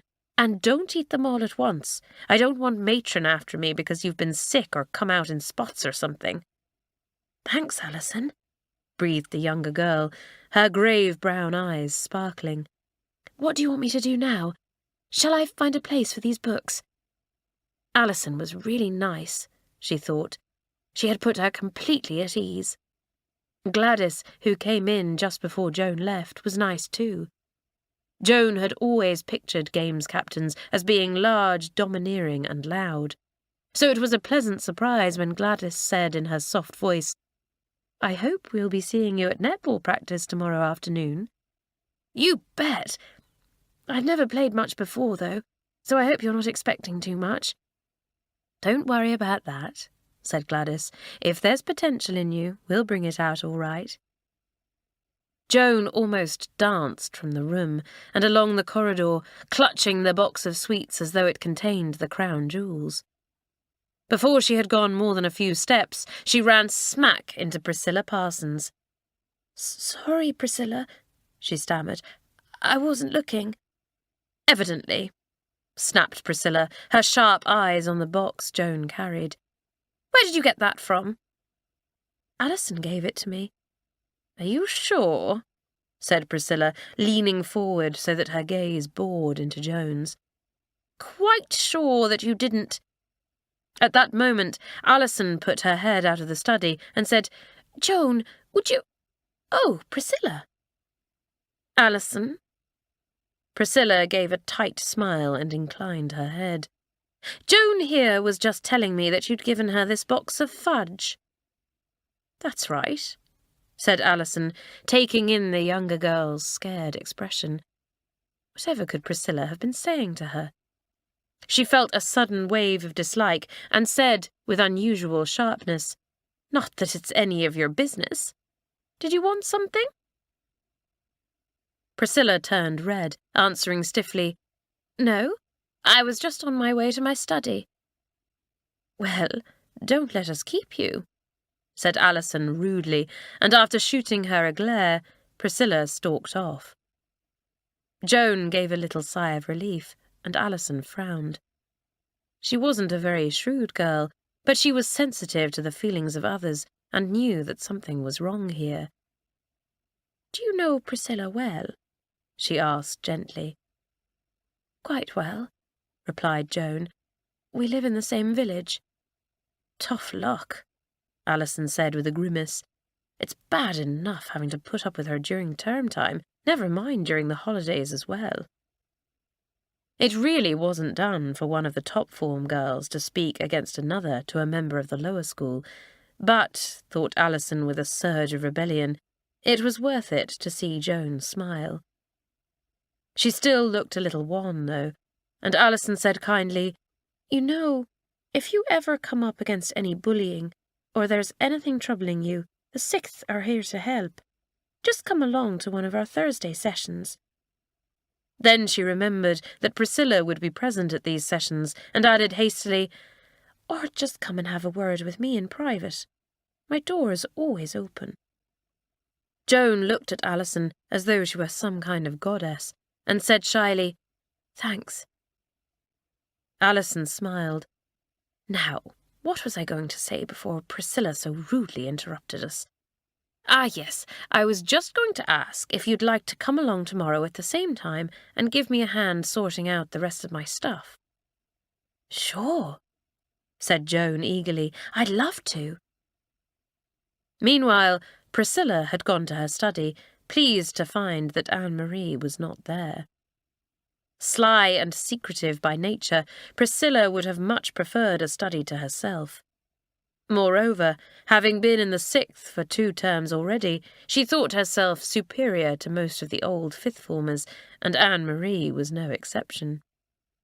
Priscilla admired Angela because the girl was upper class and came from a wealthy family, and she would have liked to make friends with the twins, not because she liked them, but because they were head girls and it would have been pleasant to bask in their reflected glory. The twins, though, had shown clearly that they had little time for Priscilla, but the girl refused to be downhearted. There were still the Thursday night meetings to look forward to, and that appealed to her sense of self-importance enormously. Like the others, she was impatient for the first meeting, but unlike Hilary or Bobby or Janet, Priscilla didn't think of what an honour it was to be entrusted to help the lower forms with their problems. She thought what a brilliant way it would be to find out their secrets. And if she could manage to use those secrets somehow, that would be even better. Yes, Priscilla meant to make her presence felt this term, all right. The following afternoon, Gladys, Bobby and Janet went along to watch the first-formers at netball. Hilary, who took a keen interest in sports, accompanied them, and the twins, who were busy, promised to come along later. "Susan's pretty good," said Bobby, watching the girl move swiftly up and down the court. "She is," agreed Gladys, "but then she should be, because she's been playing for a couple of years. I'm keen to see how the girls who are new to it shape up." Some played well, picking up the rules quickly, whilst others were slow to take to this new game. Joan Terry seemed hopeless, but when Janet suggested trying her as goalkeeper, she proved quite adept at knocking the ball away from the net. "Good one, Joan!" called out Janet. "Hey, Gladys, I think we've a future goalkeeper here." Gladys nodded, writing hurriedly in the notebook she had brought with her. "Here's Dora," said Bobby. "I wonder what kind of showing she'll make." The girl made a very good one, learning the rules swiftly and obviously enjoying herself as she darted all over the place, passing the ball agilely. "Wow, she might be small, but she's good," Gladys cried, "and she's not afraid to tackle her opponent, even though Hilda's so much taller." By half-time, Gladys had listed several good players who could possibly be put into a team later on. "Brilliant," She smiled happily at Bobby and Janet. "I've a feeling St. Clare's are going to do well at netball this term." "Hey, Dora, where are you off to?" "Stone in my shoe," called back Dora. "Don't worry, Gladys, I won't be long." She was back in time for the second half, but her play had deteriorated, and she seemed to have forgotten most of the rules, too. Gladys, Bobby and Janet exchanged puzzled glances. Pat and Isabel arrived just then, and watching Dora, Pat said, "She's fast, but that's about all you can say for her." "Yes, but she was playing so well in the first half," said Gladys with a frown. "Bobby and Janet will bear me out." "That's right," Janet confirmed, "but she seemed to go to pieces after half-time, almost as though she'd lost her memory and forgotten everything she'd learnt."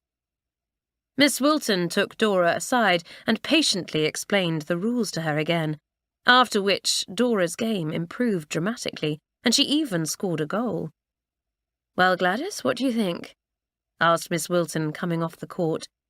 "Joan Terry showed promise in goal, and Dora, well, I don't quite know what to make of her." "Perhaps when she knows the game better she'll settle down," said Gladys. "At the moment she's a little unpredictable." "Yes," agreed the games teacher thoughtfully. "The change seemed to occur at half-time. When she came back, it was as though she was a different girl." Chapter 6. A Big Surprise. On Saturdays, the girls were free to do as they chose, many of them going into town to spend their allowances or to see a film. It happened that the twins' grandmother had sent them some money, so they decided that a visit to the coffee shop was in order that afternoon.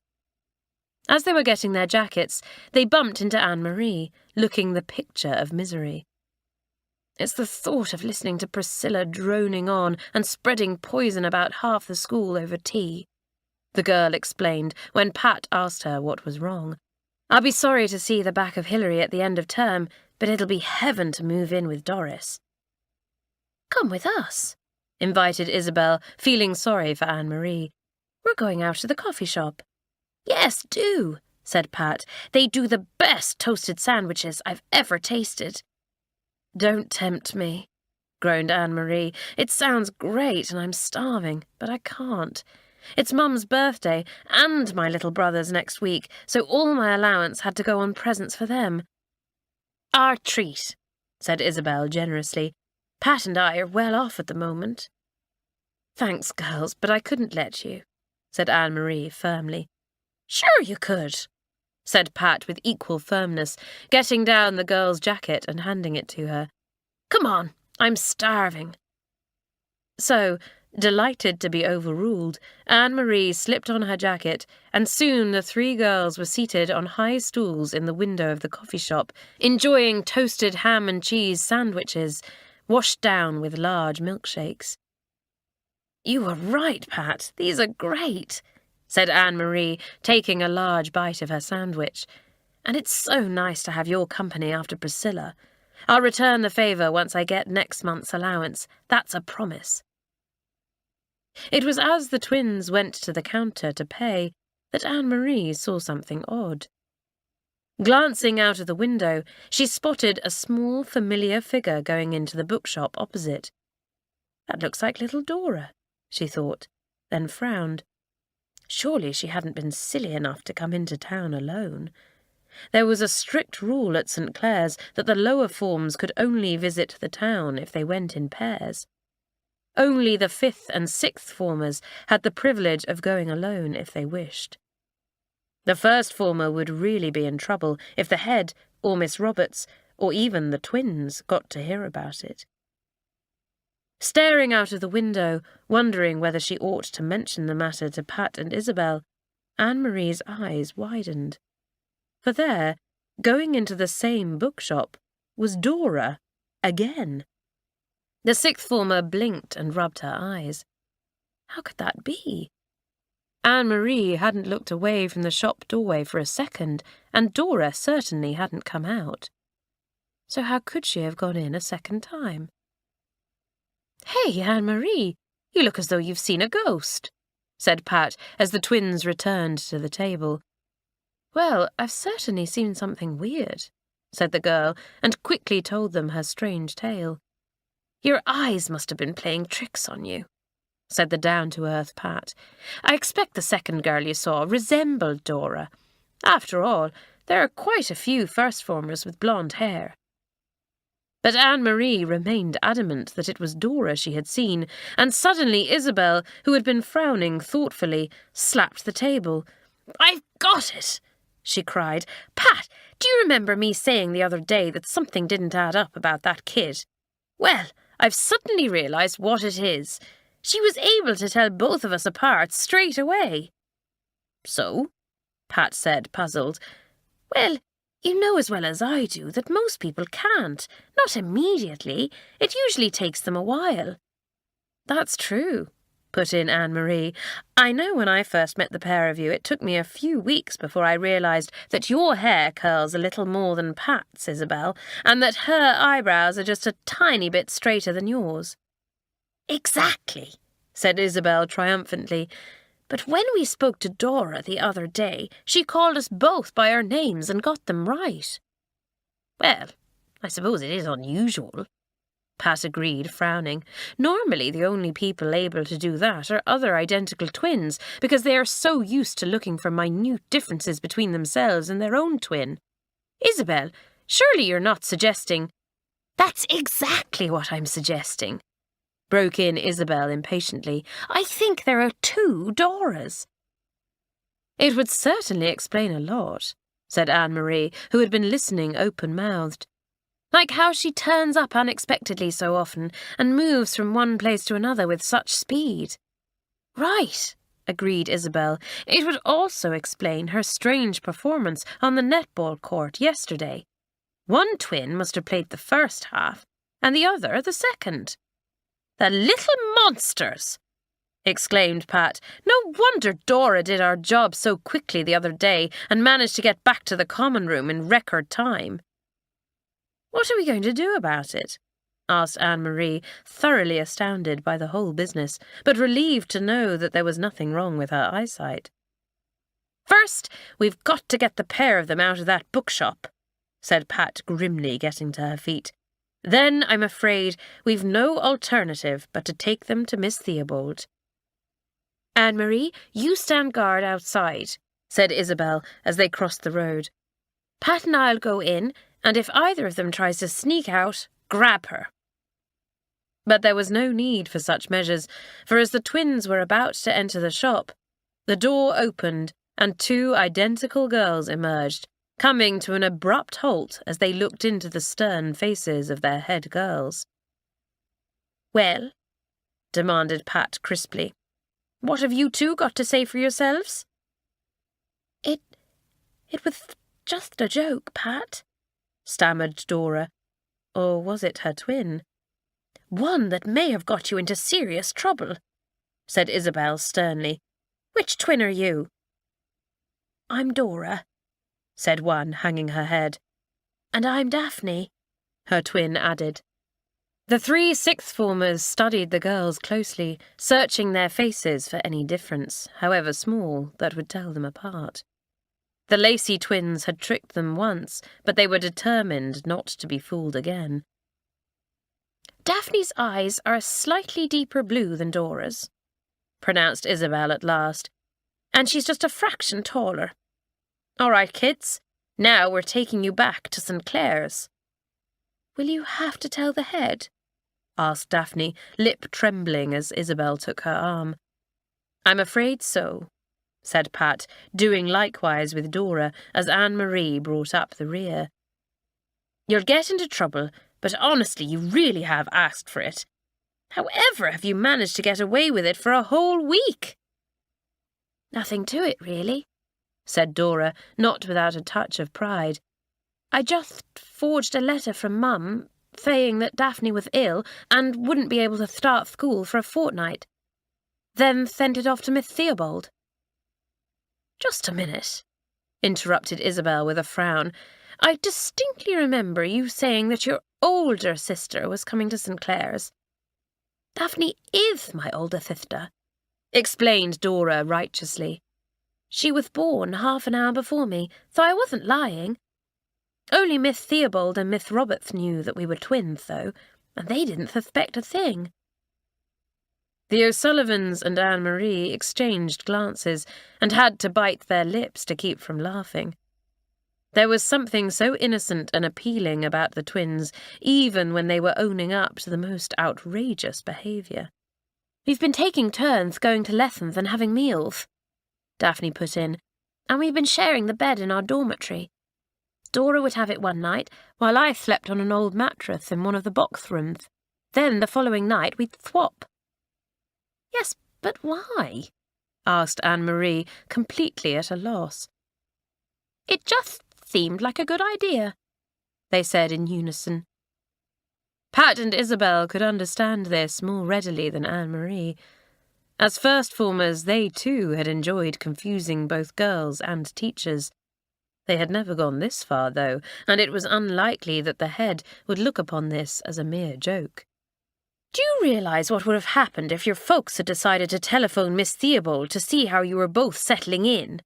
asked Pat sternly. "There would have been a full-scale panic, and the police would have been informed that one of you was missing. Imagine how worried your mum and dad would have been."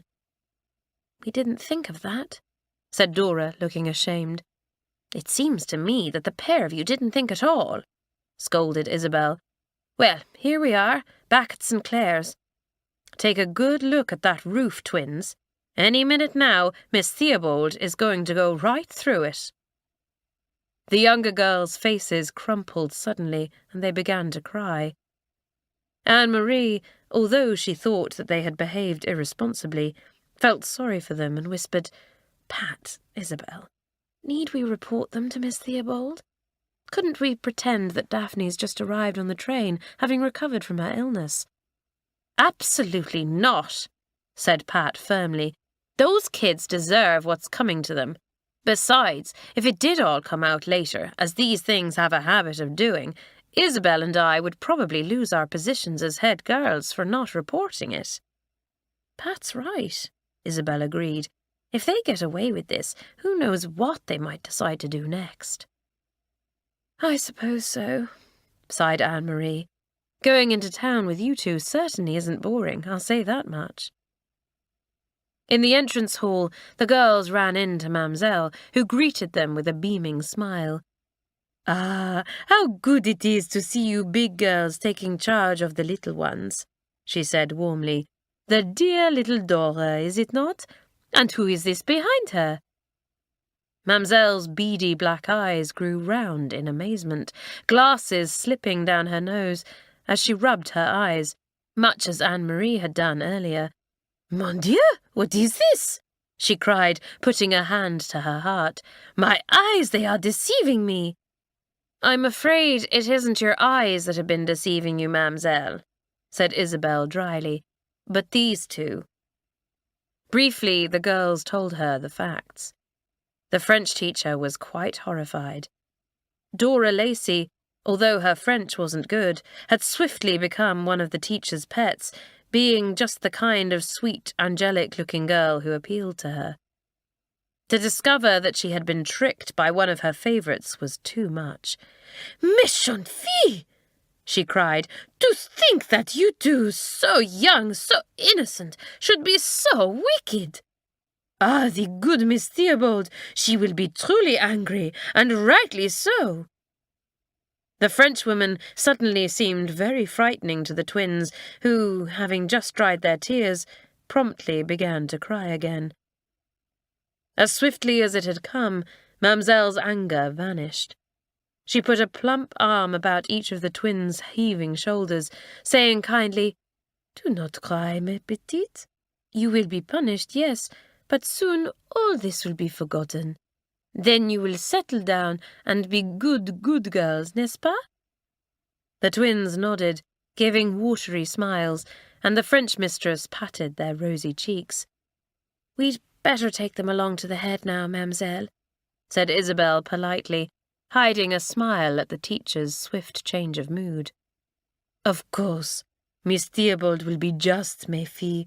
Do not fear. Bear your punishment nobly." And with these words of wisdom, she went on her way. "Dear old Mamselle," laughed Pat fondly as she watched the Frenchwoman shuffle away in her large flat shoes.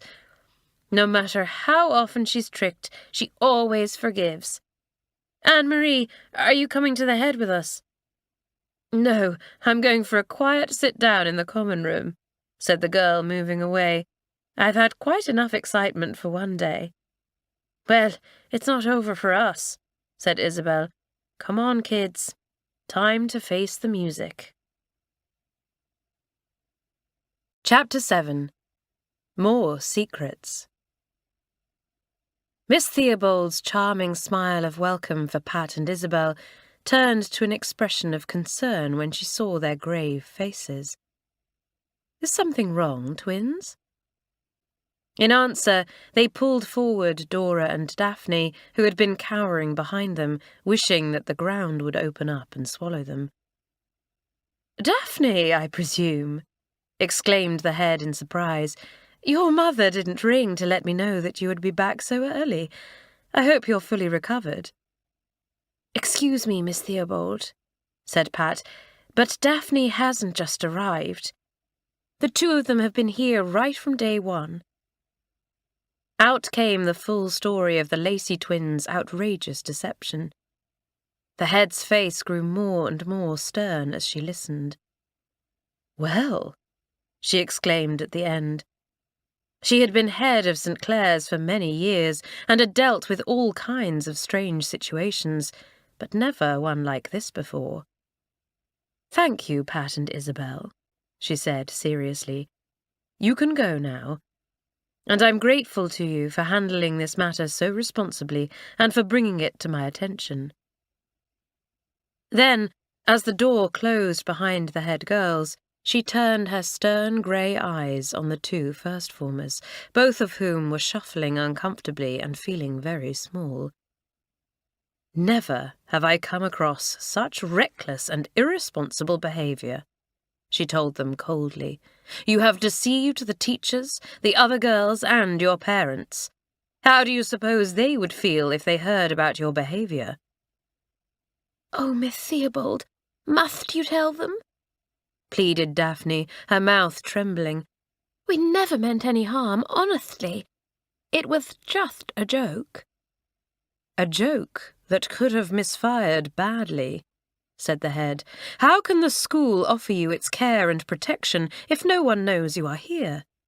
Imagine if a fire had broken out during the night, Daphne. Only your twin would have known that you were missing and where to find you." What a horrifying thought. Shivers ran down the twins' spines as they stared at one another, appalled. "Whether or not I tell your parents depends upon the two of you and your behaviour for the rest of the term," went on Miss Theobald. "I believe that you meant no harm, and this exploit was, in your eyes, just a bit of fun.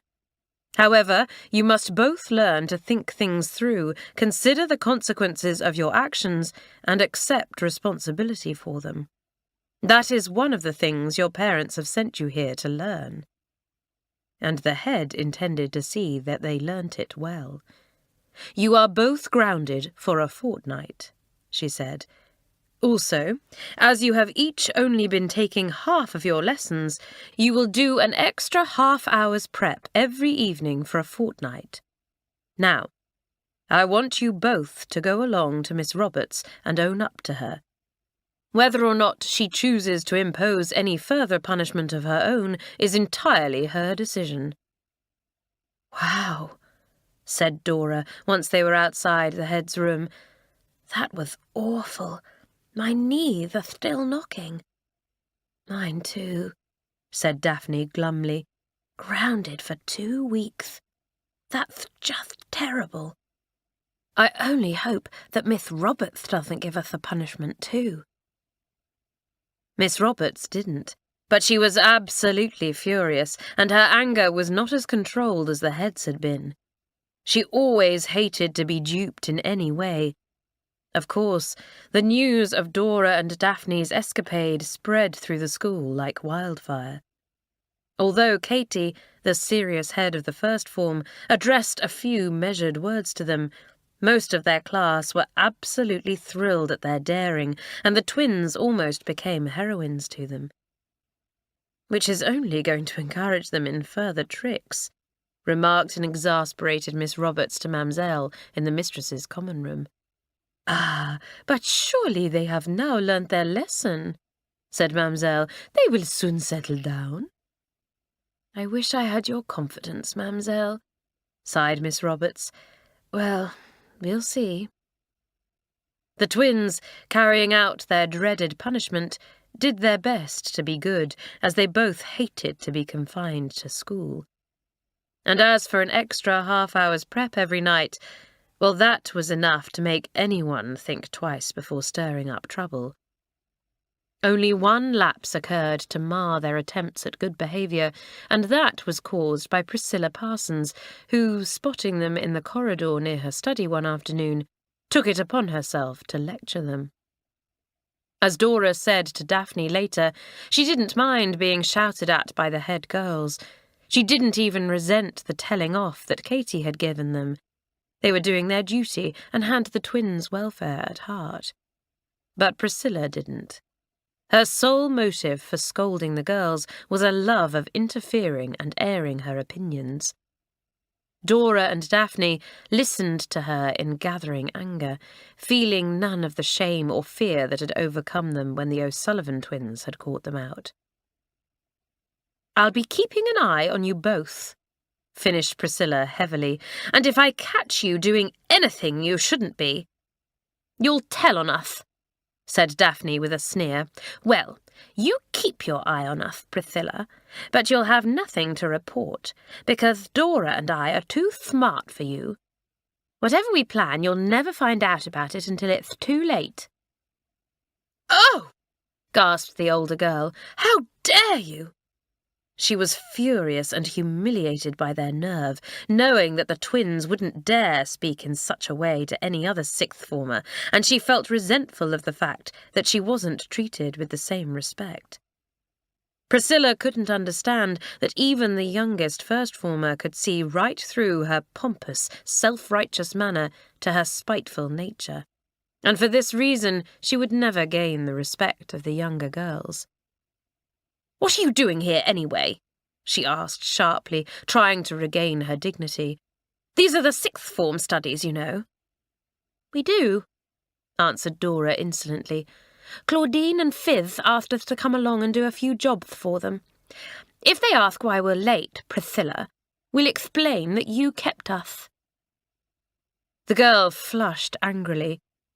Just then, Joan Terry rounded the corner, and Priscilla's eyes lit up spitefully. Here was one first former she could bully easily. "Joan," she called out bossily, "come here." Hunching her shoulders, Joan came across and said meekly, "Yes, Priscilla?" "I was just telling the twins here that it's time they settled down and stopped playing stupid tricks," said Priscilla smugly. "Don't you agree?" Poor Joan shifted uneasily from one foot to the other. What could she say? On the one hand, she didn't want to fall out with the twins, who she sincerely liked, besides greatly admiring their audacity. On the other, she couldn't afford to offend Priscilla, who knew so much about her family. Unable to look at Dora and Daphne, the girl said tonelessly, "Yes, Priscilla." The sixth former smiled triumphantly, while the twins glared at Joan's bent head. "Well, off you go then," she ordered, and Joan scuttled thankfully away to Alison's study. "Are you all right, Joan?" asked Alison in concern, thinking that the girl looked a little pale and worried. "I'm okay, Alison," said Joan, managing a little smile. "I just bumped into Dora and Daphne and couldn't help wishing I was more like them." "Well, I'm glad you're not," said Alison with feeling. "Pair of brats." "No, Joan, I think you're just fine the way you are." Joan cheered up enormously, basking in these words of praise as she got happily to work. What did the twins and Priscilla matter, so long as her idol, Alison, liked her as she was? Dora and Daphne, meanwhile, were having a great time in Fiz and Claudine's study. The two older girls had been highly amused by the story of the twins' deception and were eager to hear all about it firsthand. "Ah, you bad girls!" Claudine teased them with a twinkle in her eye. "I almost wish that I was in the first form so that I could share in your jokes and tricks." "I don't know how the pair of you had the nerve," exclaimed Fiz. "Weren't you afraid you'd be caught?" This was music to the twins' ears, coming on top of Priscilla's hard words, but irresponsible of Fiz and Claudine.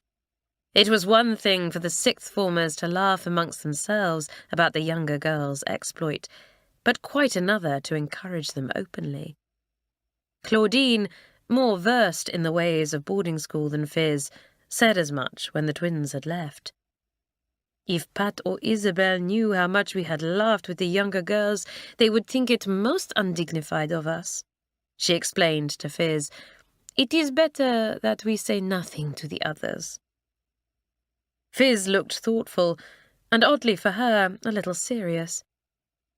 "I wonder how the sixth would like it if a member of their own form was keeping a secret from them," she remarked at last. "Ma chère Fiz, it is not to be thought of," said the French girl, throwing up her hands in pretend horror. "We sixth formers do not deceive or play tricks on one another. We are good. We are—" "Yes, but what if someone was deceiving them for a good reason?" interrupted Fiz. "Surely they wouldn't mind then." Something in the girl's tone made Claudine look at her sharply. "Do not tell me that you, too, have a twin hiding somewhere in the school," she said. "It is surely not possible that I have been sharing my study with 2 Fizzes." Fiz laughed. "No, there's only one of me." "Then why do you ask me such a question?" Claudine said suspiciously. "You have a secret, Fiz. I know it. Come, you must serve the beans." "Spill the beans, Dope," laughed Fiz. "Oh, Claudine, I don't know if I should." "But of course you should," exclaimed the French girl. "Me, I love secrets, and I am so good at keeping them." Fiz studied Claudine's mischievous little face for a moment and decided that she could trust her. The girl had her own sense of honour. Also, she had a love of the dramatic and mysterious, which meant she would enjoy guarding her friend's secret. "All right, Claudine," said Fiz, taking a deep breath. "I'll tell you." So she told, and Claudine listened, silent for once, her eyes round and mouth agape. "C'est incroyable!" she gasped at the end, then gave a deep laugh. "Priscilla and Angela will be so furious when they find out." "Yes, but I don't want anyone finding out just yet," Fiz said firmly. "This is between the two of us, Claudine." "And it shall remain so," promised Claudine solemnly, putting a hand on her heart. "Upon my honour." The first formers were laughing and chattering in their common room, some of them dancing to music on the radio, others reading, and some just enjoying sprawling around, doing nothing in particular. The Lacey twins were arguing noisily over possession of a magazine when the door opened and they fell silent, drawing together as Joan Terry entered. "Traitor!" called out Dora, giving the girl a scornful glance. "What are you doing here, Joan?" asked Daphne. "Tired of hanging round with the sixth form?" "Hey, what is going on?" asked Katie, taking in the twins' contemptuous faces and Joan's pale, scared one. Some of the other girls gathered round to listen as well.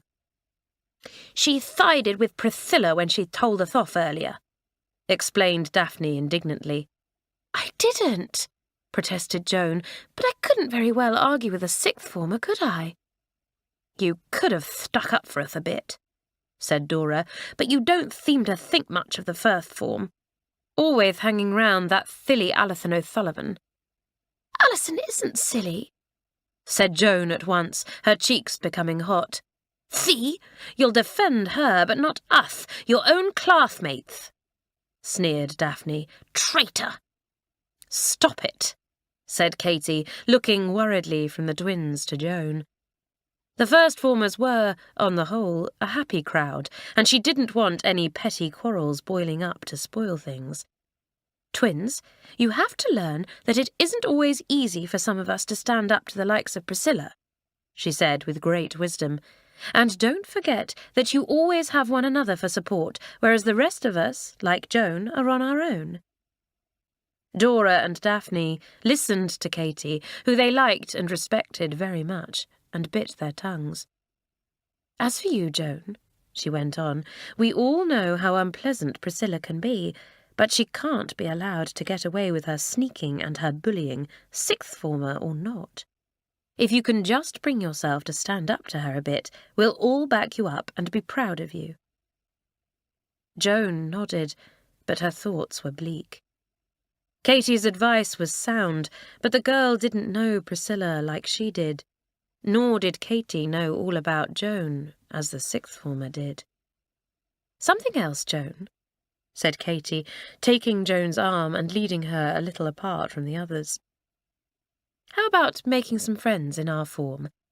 We're not a bad bunch on the whole, you know, and although Alison's really nice, you're just a kid as far as she's concerned, and she can't really want you hanging round all the time.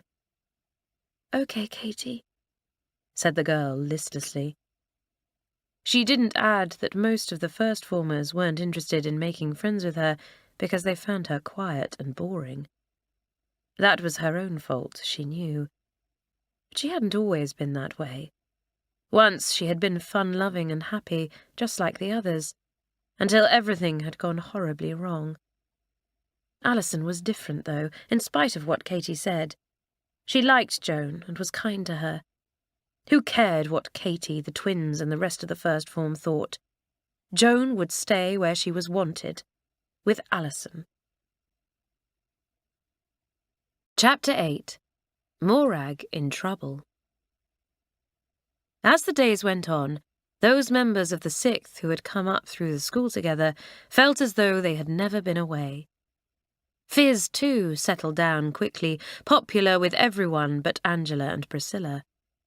Whenever either of them were around, the girl took great pleasure in exaggerating her Cockney accent and talking in the strangest rhyming slang, most of which, the girls were sure, she made up as she went along. The standard of her work was high, as she had a quick intellect and only needed to look at a page to memorize it. Alison and Doris, who, no matter how hard they worked, were consistently bottom of the class, envied her ability to achieve excellent results with the minimum effort. I can't help wondering how Fizz will get on in French, Pat had said with a chuckle. Her accent's sure to be terrible. But Pat had been wrong. Not only was Fizz well grounded in the rules of French grammar, her accent was almost as perfect as Claudine's. At last! Mamselle had cried in delight. Someone who speaks my language as she should be spoken. Très bien, ma petite.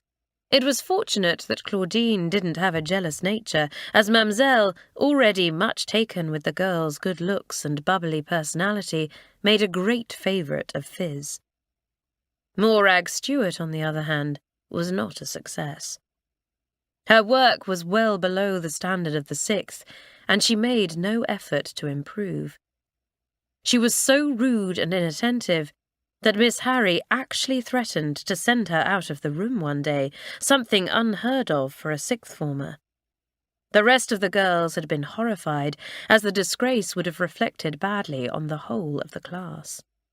Ah, this Morag! She will turn my hair grey and white! Exclaimed Mamselle one day, when the girl had been particularly difficult. Never will you learn to roll your R's in the French way. You are a great big stupid, even more stupid than Doris. Doris, who was totally useless at French, though she could imitate Mamselle's accent to perfection for the amusement of the girls, grinned round the class. Morag scowled. Carlotta sighed.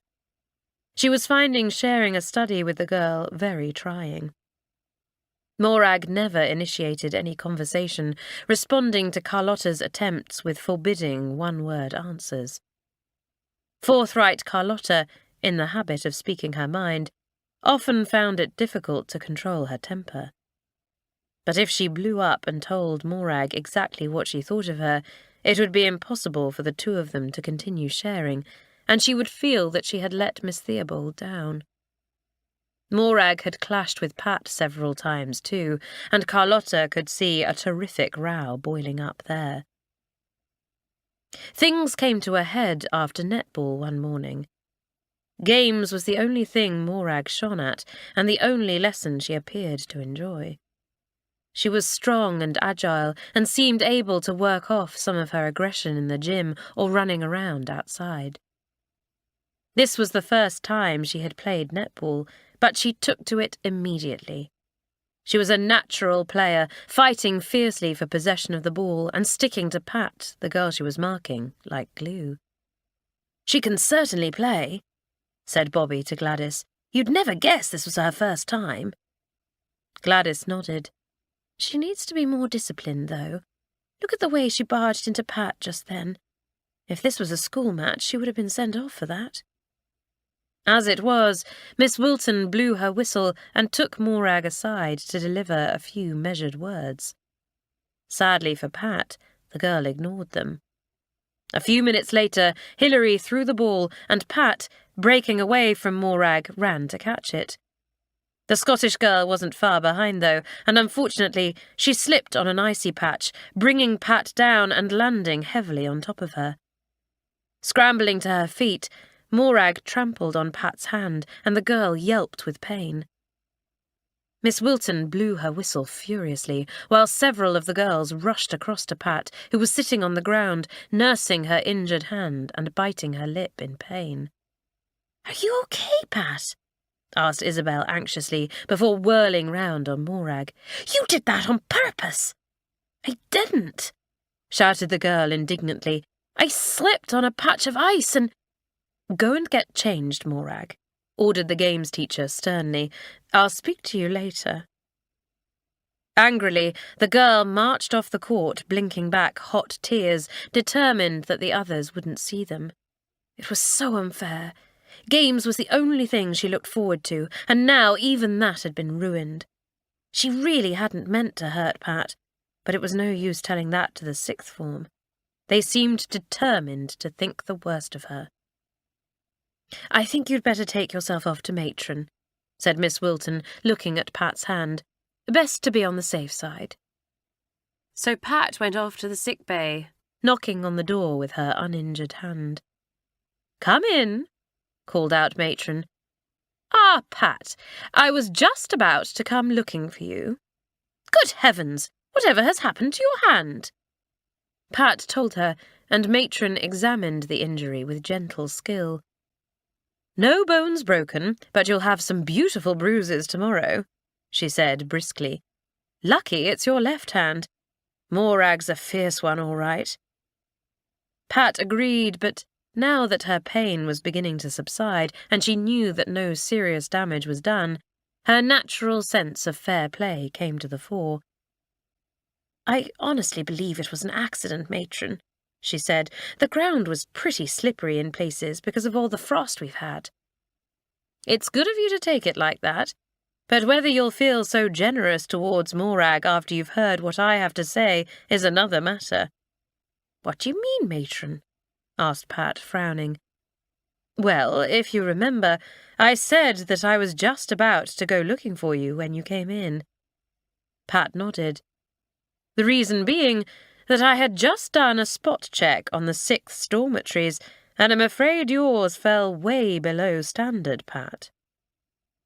"But all the girls in my dormitory are sticklers for making their beds and keeping their things tidy," said Pat in dismay. "They wouldn't dare be anything else with you as matron." "Most of them are sticklers, I agree," said Matron meaningfully. "But there's one girl in your form who's let the side down. Morag left her bed in a disgraceful state this morning. Unmade, clothes strewn across it, and goodness knows what else. You know what that means, don't you, Pat?" Pat's lips tightened grimly. She knew all right. An order mark. Order marks were given for misbehaviour or breaking rules, and if too many were earned, resulted in loss of privileges for the whole form. Among the lower school, a few order marks weren't regarded as a very serious matter. The upper school, however, considered them a great disgrace. In fact, Pat couldn't remember any sixth form ever having an order mark against it since she had been at St. Clare's. Just wait until she got hold of Morag. If such a thing had happened in the first or second form, I would have given the girl responsible a good telling off and perhaps a second chance, said Matron. Unfortunately, I can't do that with a sixth former. At your age, you're all expected to know better. Yes, Matron, agreed Pat, outwardly calm while inside she was seething. I'll have a word with Morag. I don't doubt it, Pat, Matron said with dry amusement at the head girl's grim expression. 2 or 3 words, if I'm any judge of the matter. Don't lose your temper too badly and put yourself in the wrong, though, will you? I won't, promised Pat as she left Matron's room. Inwardly, she didn't feel quite so sure. Pat made her way down to the changing rooms, and there was the Scottish girl sitting on a bench and changing her shoes. Pat, she said, flushing as the head girl entered, I'm sorry about your hand.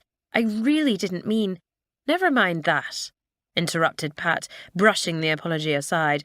Morag, why didn't you make your bed this morning? In a flash, the girl's apologetic demeanour changed to one of stubborn anger as she snapped, Is that why you're here? To tell me off as though I were a first former? Well, don't waste your time, Pat, because I won't have it. With that, she got up and stalked to the door, but Pat was too quick for her. Darting in front of Morag, she slammed the door so hard that it echoed.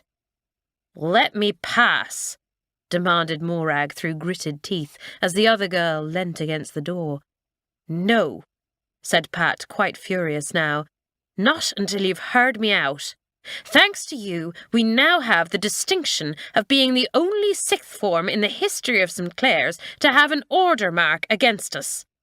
Can't you see that we're all sick to death of your stupid ways? It's time you grew up. You're a disgrace to the school and your parents. How dare you? Gasped Morag, turning a little pale. I dare because I'm head girl and I care a great deal about the reputation of the sixth and the honour of St. Clare's. Morag sneered. Well, I don't. Tell me something I don't know, said Pat in disgust. I can understand why your folks wanted to send you to boarding school, but not why Miss Theobald agreed to accept you. You've nothing to gain from your time here, because you've nothing to offer in return. Your work isn't up to first form standard, while your behaviour belongs in the kindergarten.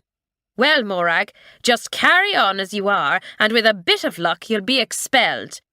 Your mum and dad will be upset, but I don't suppose you care for them any more than you do for anything else. One thing's for sure, the sixth won't be sorry to see the back of you.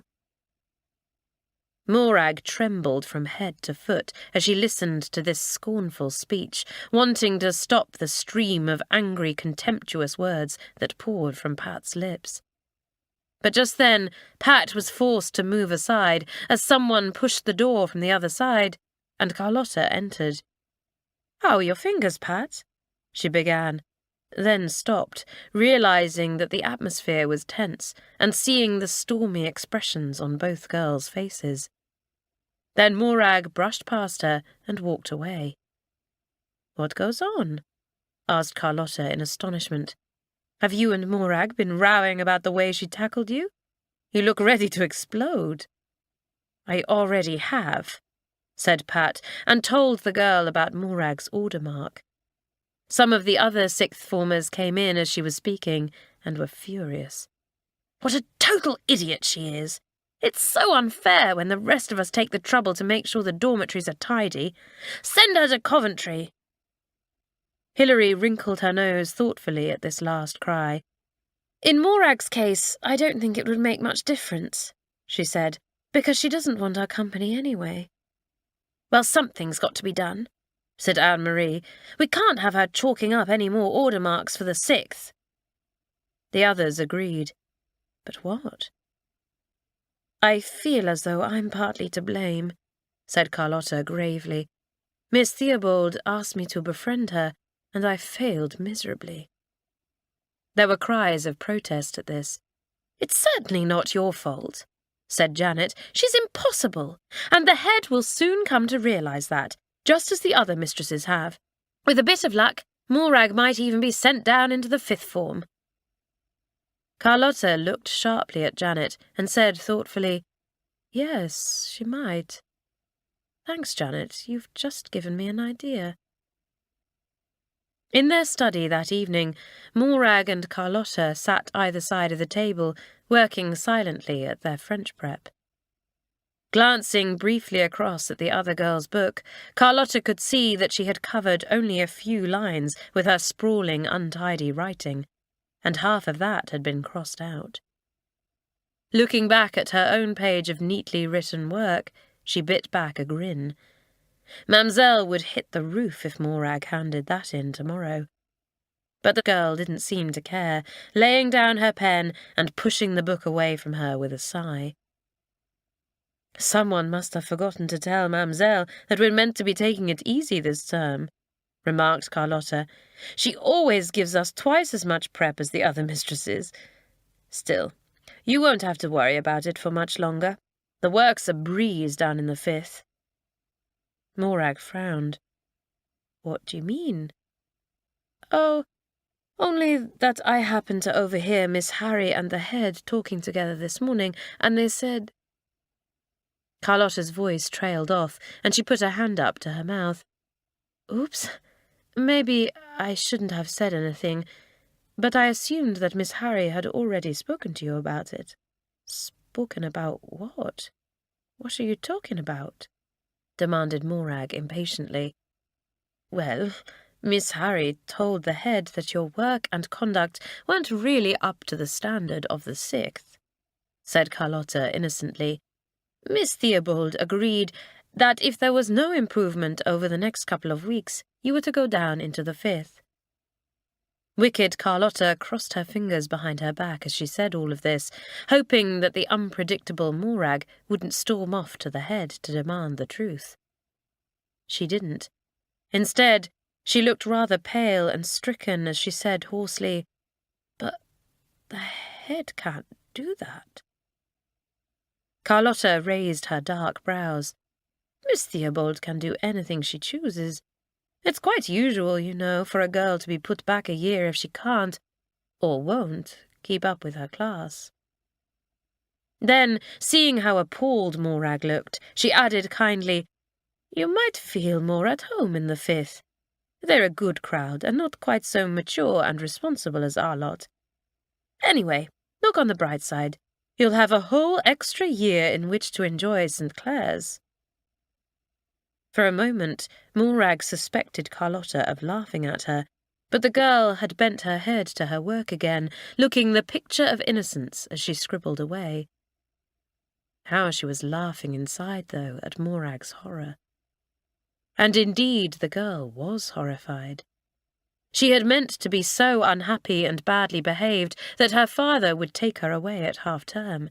Instead, it seemed that she might have to endure an extra year in this rotten place. Well, she wasn't standing for that. If her only chance of getting out of it was by changing her ways and proving that she could keep up with the others, that was what she would have to do. Taking up her pen, she applied herself once more to her French book. Mamselle would be pleasantly surprised in tomorrow's class. Carlotta watched her through lowered lashes, noting the changing expressions on the girl's striking face. Lying went right against her nature, but on this occasion the girl felt that it had been justified. Certainly, it seemed to have worked.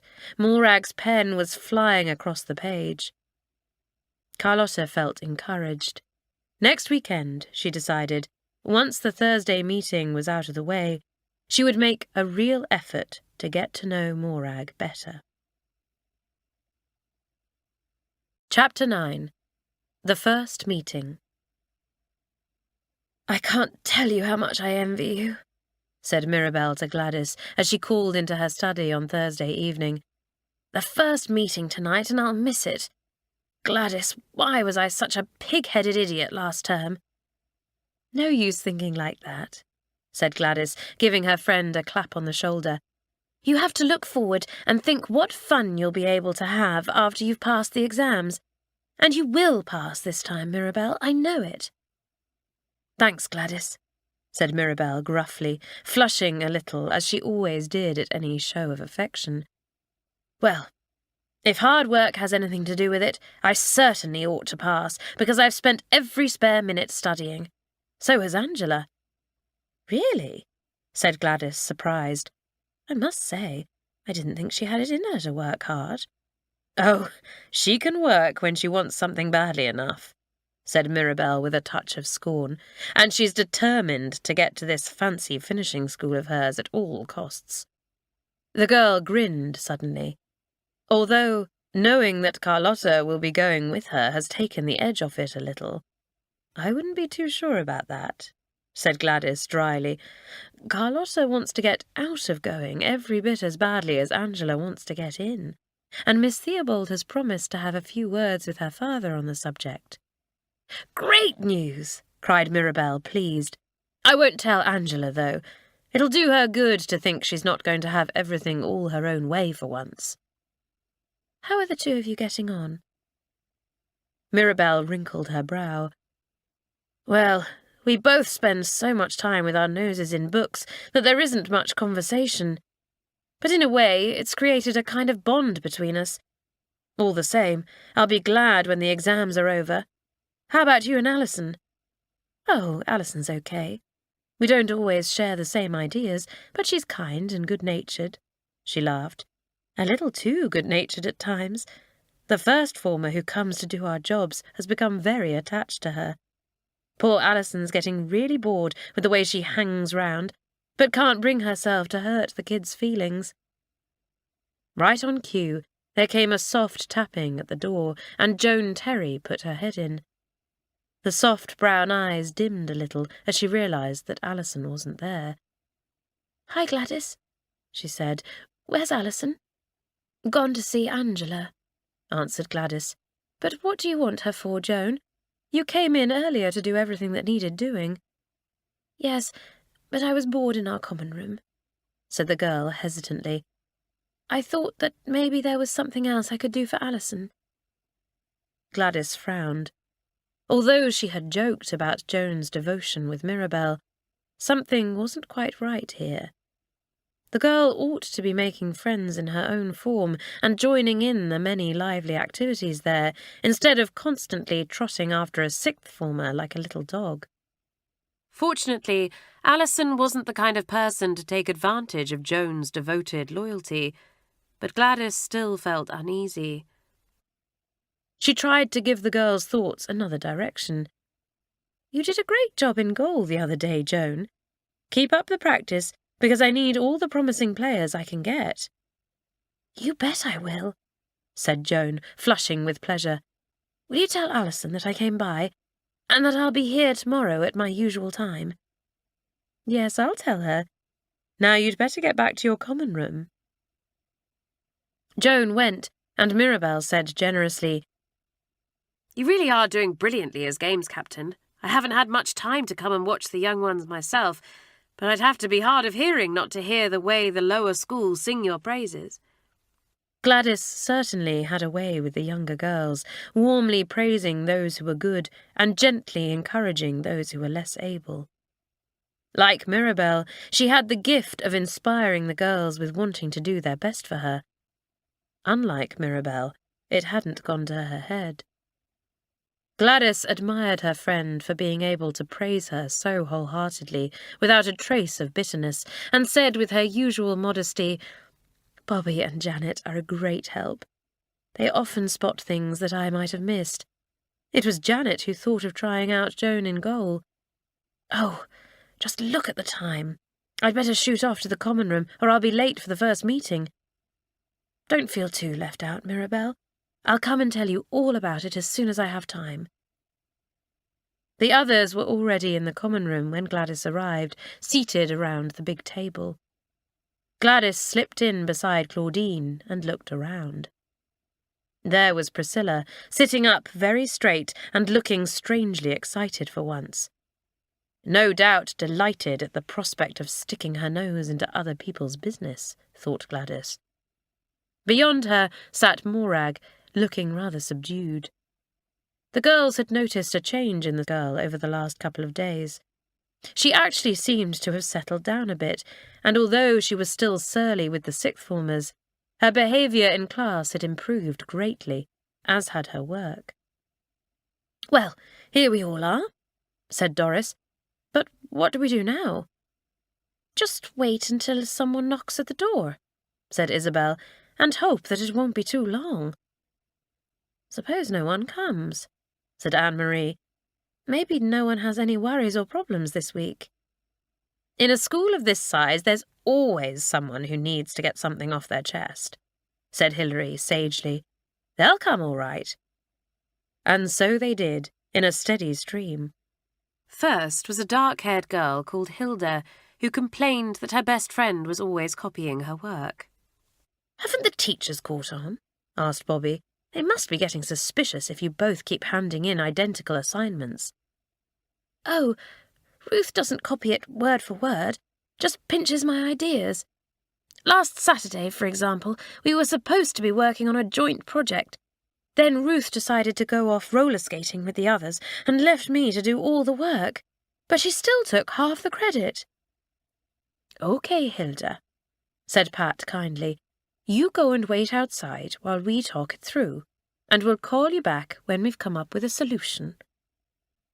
This procedure had been agreed on beforehand by the girls, "so that if we have differing ideas on how to settle a problem, we can thrash it out in private," Isabel had said.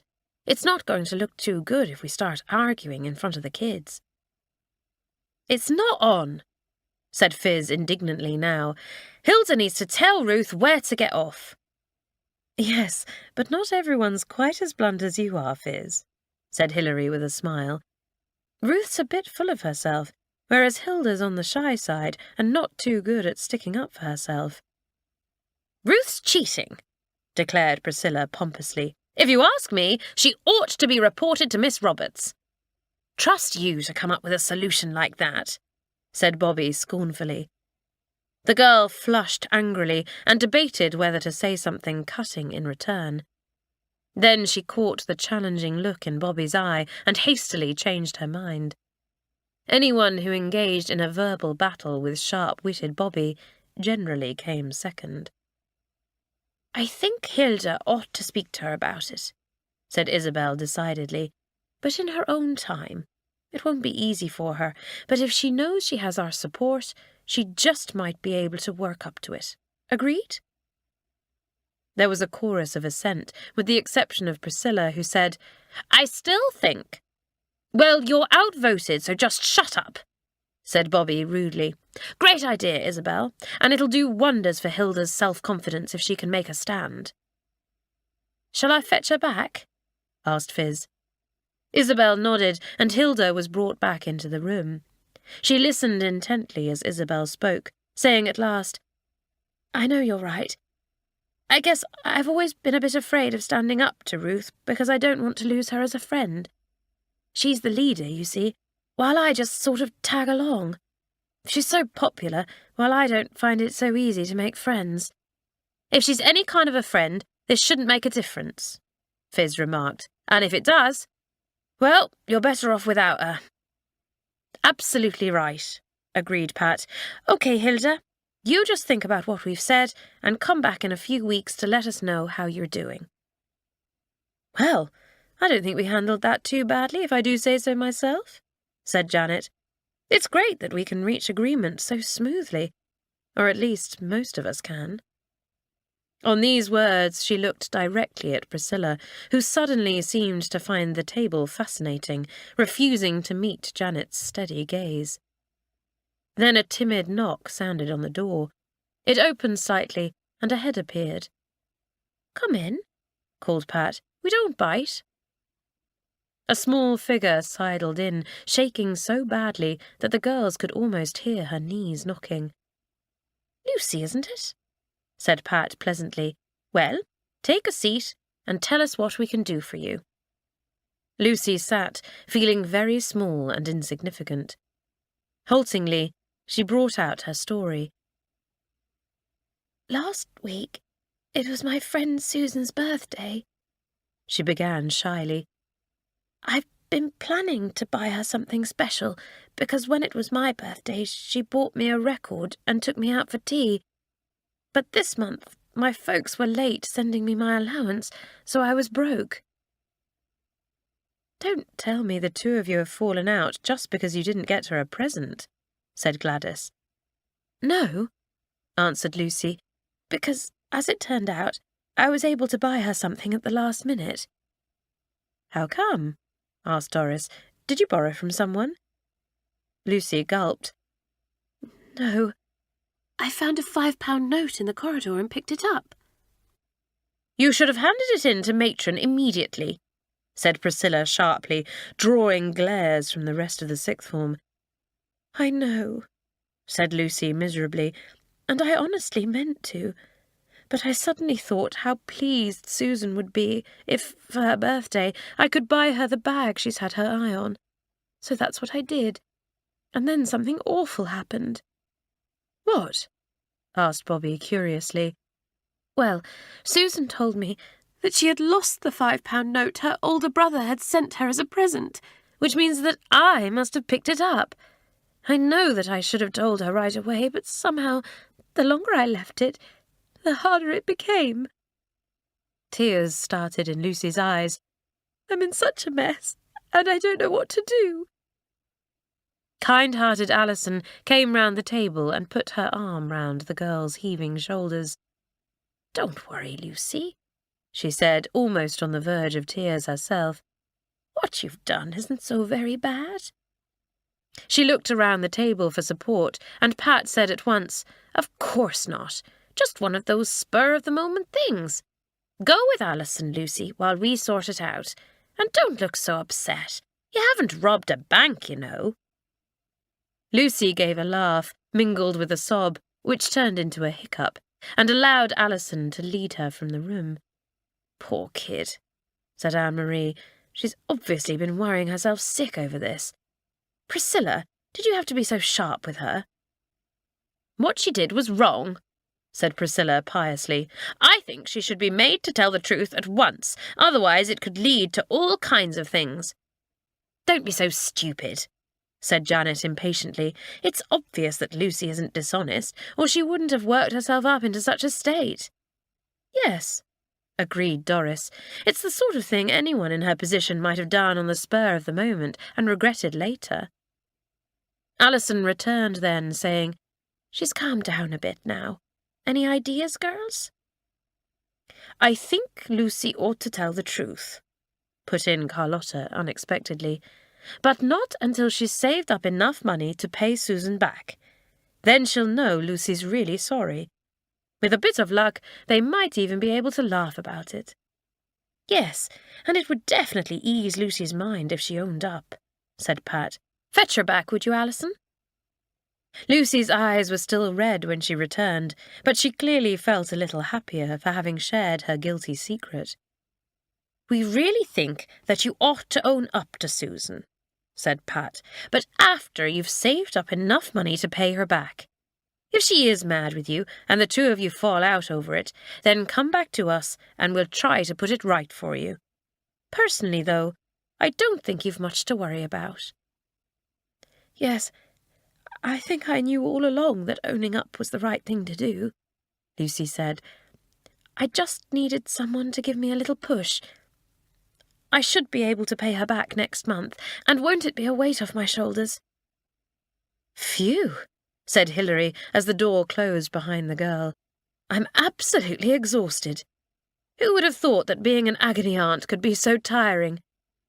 "It's not over yet," said Isabel as someone knocked at the door. "Next, please." Chapter 10. A Ride and a Revelation. Saturday morning dawned bright and clear, the sun shining, although there was a chill in the air. A perfect day for riding, thought Carlotta, who was a regular at the stables along the road, swiftly pulling on jodhpurs and a sweater before setting off. To her surprise, she found Morag there, watching as Will, the owner's son, tacked up a frisky grey mare. "Hi, Carlotta," he said, looking up and giving a friendly grin. "With you in a sec." "No hurry, Will," she replied with an answering smile, before turning to the girl. "I didn't know you rode, Morag. Mind if I tag along?" "Suit yourself," replied the girl with a shrug. "But I aim to go for a good long gallop. I'm an experienced rider, and if you can't keep up with me, I'll leave you behind." Will, who had struck up quite a friendship with Carlotta, stared narrowly at Morag and opened his mouth to say something. Then Carlotta caught his eye and winked, shaking her head. To Morag she said meekly, "I'll try not to slow you down." "It's obvious your pal's never seen you in action," murmured Will, as the girl mounted her horse and he led out a handsome chestnut for Carlotta. "I reckon you'll leave her standing." "She's not my pal, Will," answered Carlotta ruefully. "Not yet, anyhow. Don't bother with the saddle for me. Mustn't keep Morag waiting." With that, she grabbed the horse's mane and, with the agility of an acrobat, vaulted lightly onto his back. "Come on, Morag," she called brightly. "I'll race you to that big oak tree over there." Leaving Will to stare after them, the two girls trotted out of the yard, their horses picking up speed as they came into an open field, faster and faster, breaking into a canter, then a gallop. The cold air stung the girls' cheeks, bringing a rosy glow to them and an excited sparkle to their eyes. Carlotta won the race by a head and had her reward when Morag called out in admiration, "You can certainly ride, Carlotta." "I was practically born on horseback," answered the girl. "Anyway, you weren't exactly holding back yourself." For the first time since she had come to St. Clare's, Morag grinned, and Carlotta was amazed at how different she looked, so pretty and friendly. "Do you have a horse at home?" "Yes, he's called Starlight," answered Morag, "and I miss him so much." Then, as though afraid of revealing too much of herself, she clammed up again and trotted away. "Oh, no," thought Carlotta, just as I was making progress. She decided to give Morag a surprise. Balancing herself very carefully, she stood on the horse's broad back. Then, with a soft chirruping noise, she coaxed him forward, catching up with Morag. "Fancy another race?" she asked. Morag turned her head, giving a gasp of surprise as she found herself staring at Carlotta's legs where she had expected her face to be. "Carlotta, you're mad!" she cried. "Get down before you fall." "If you insist," said Carlotta wickedly. Then, to Morag's amazement, she sprang from the horse's back, landing in side-saddle position. "You are mad," said Morag, beginning to laugh in spite of herself. "Totally loopy, in fact." "I am once I get on horseback," agreed Carlotta happily. "There are some jumps in the paddock over there. Let's go and show one another what we can do." So it came about that Carlotta spent a more pleasant day than she would have believed possible with Morag, both girls showing off shamelessly and praising one another extravagantly. "I haven't had such a good time in ages," said Morag, as the girls made their way back to school. "It was great, agreed Carlotta. "We ought to make it a regular thing." As the day was so fine, some of the sixth formers had challenged the fifth to a friendly game of netball. They were just about to begin when Morag and Carlotta, positively glowing from their morning in the fresh air, returned to St. Clare's.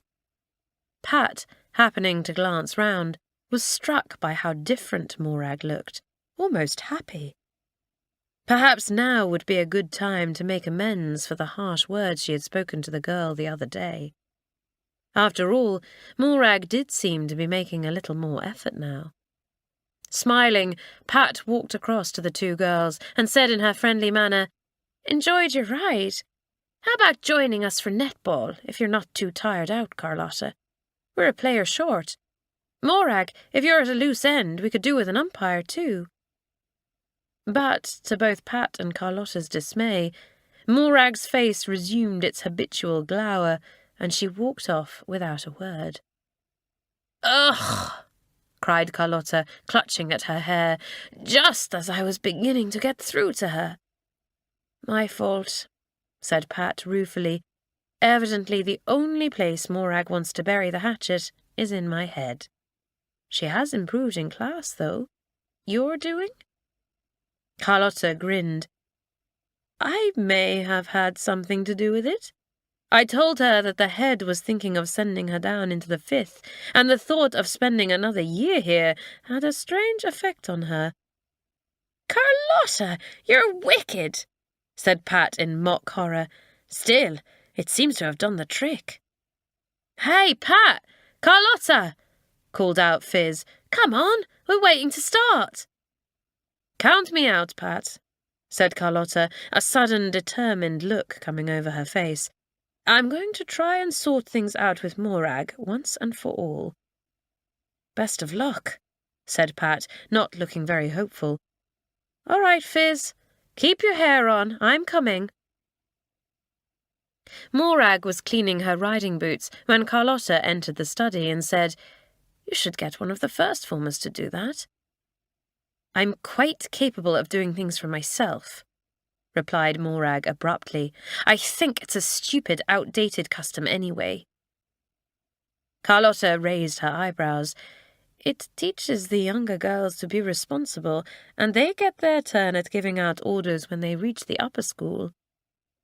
"I can do without the lecture, thanks," retorted Morag, her green eyes icy. "I wasn't lecturing," said Carlotta, holding tightly on to her own temper. "Morag, why were you so rude to Pat just then?" "I don't like her, or the way she thinks that being head girl gives her the right to speak to me as if I were about 5 years old. I'm used to doing as I please." "Maybe, but can you imagine what St. Clare's would be like if all of us went around doing and saying what we pleased?" asked Carlotta. "And it is Pat's duty to see that the rules are kept." "I thought you weren't going to lecture me," said Morag sullenly.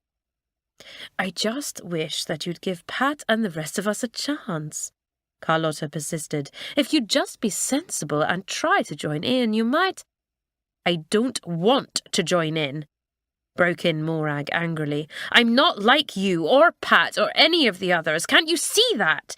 It's all right for you. You've been here for years and were brought up to this kind of life. Well, I wasn't, and I hate it." With that, she slammed out of the room. Trembling with anger herself, Carlotta resisted the temptation to go after her and tell her exactly what she thought of her.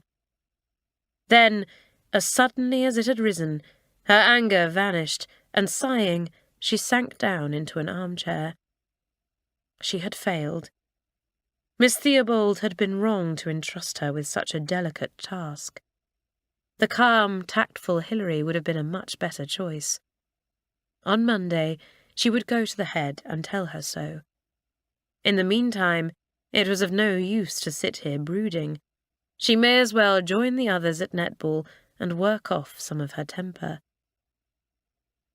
Morag, meanwhile, made her way to the common room, hoping that it would be empty. She badly needed to be alone with her thoughts. This morning she had been able to put her troubles right out of her mind in her exhilaration at being on horseback, and, she had to admit, her pleasure in Carlotta's company. For a short while, their mutual love of horses had created a bond between the two girls. But it had been a fragile bond, broken now. Miserably, the girl peeped round the door, pulling a face as she saw Alison and Claudine, neither of whom cared for fresh air, curled up cosily on armchairs near the fire. Morag moved away, the two girls in the room unaware of her presence as they chatted amicably. Then Claudine said something in her clear voice that made the girl pause.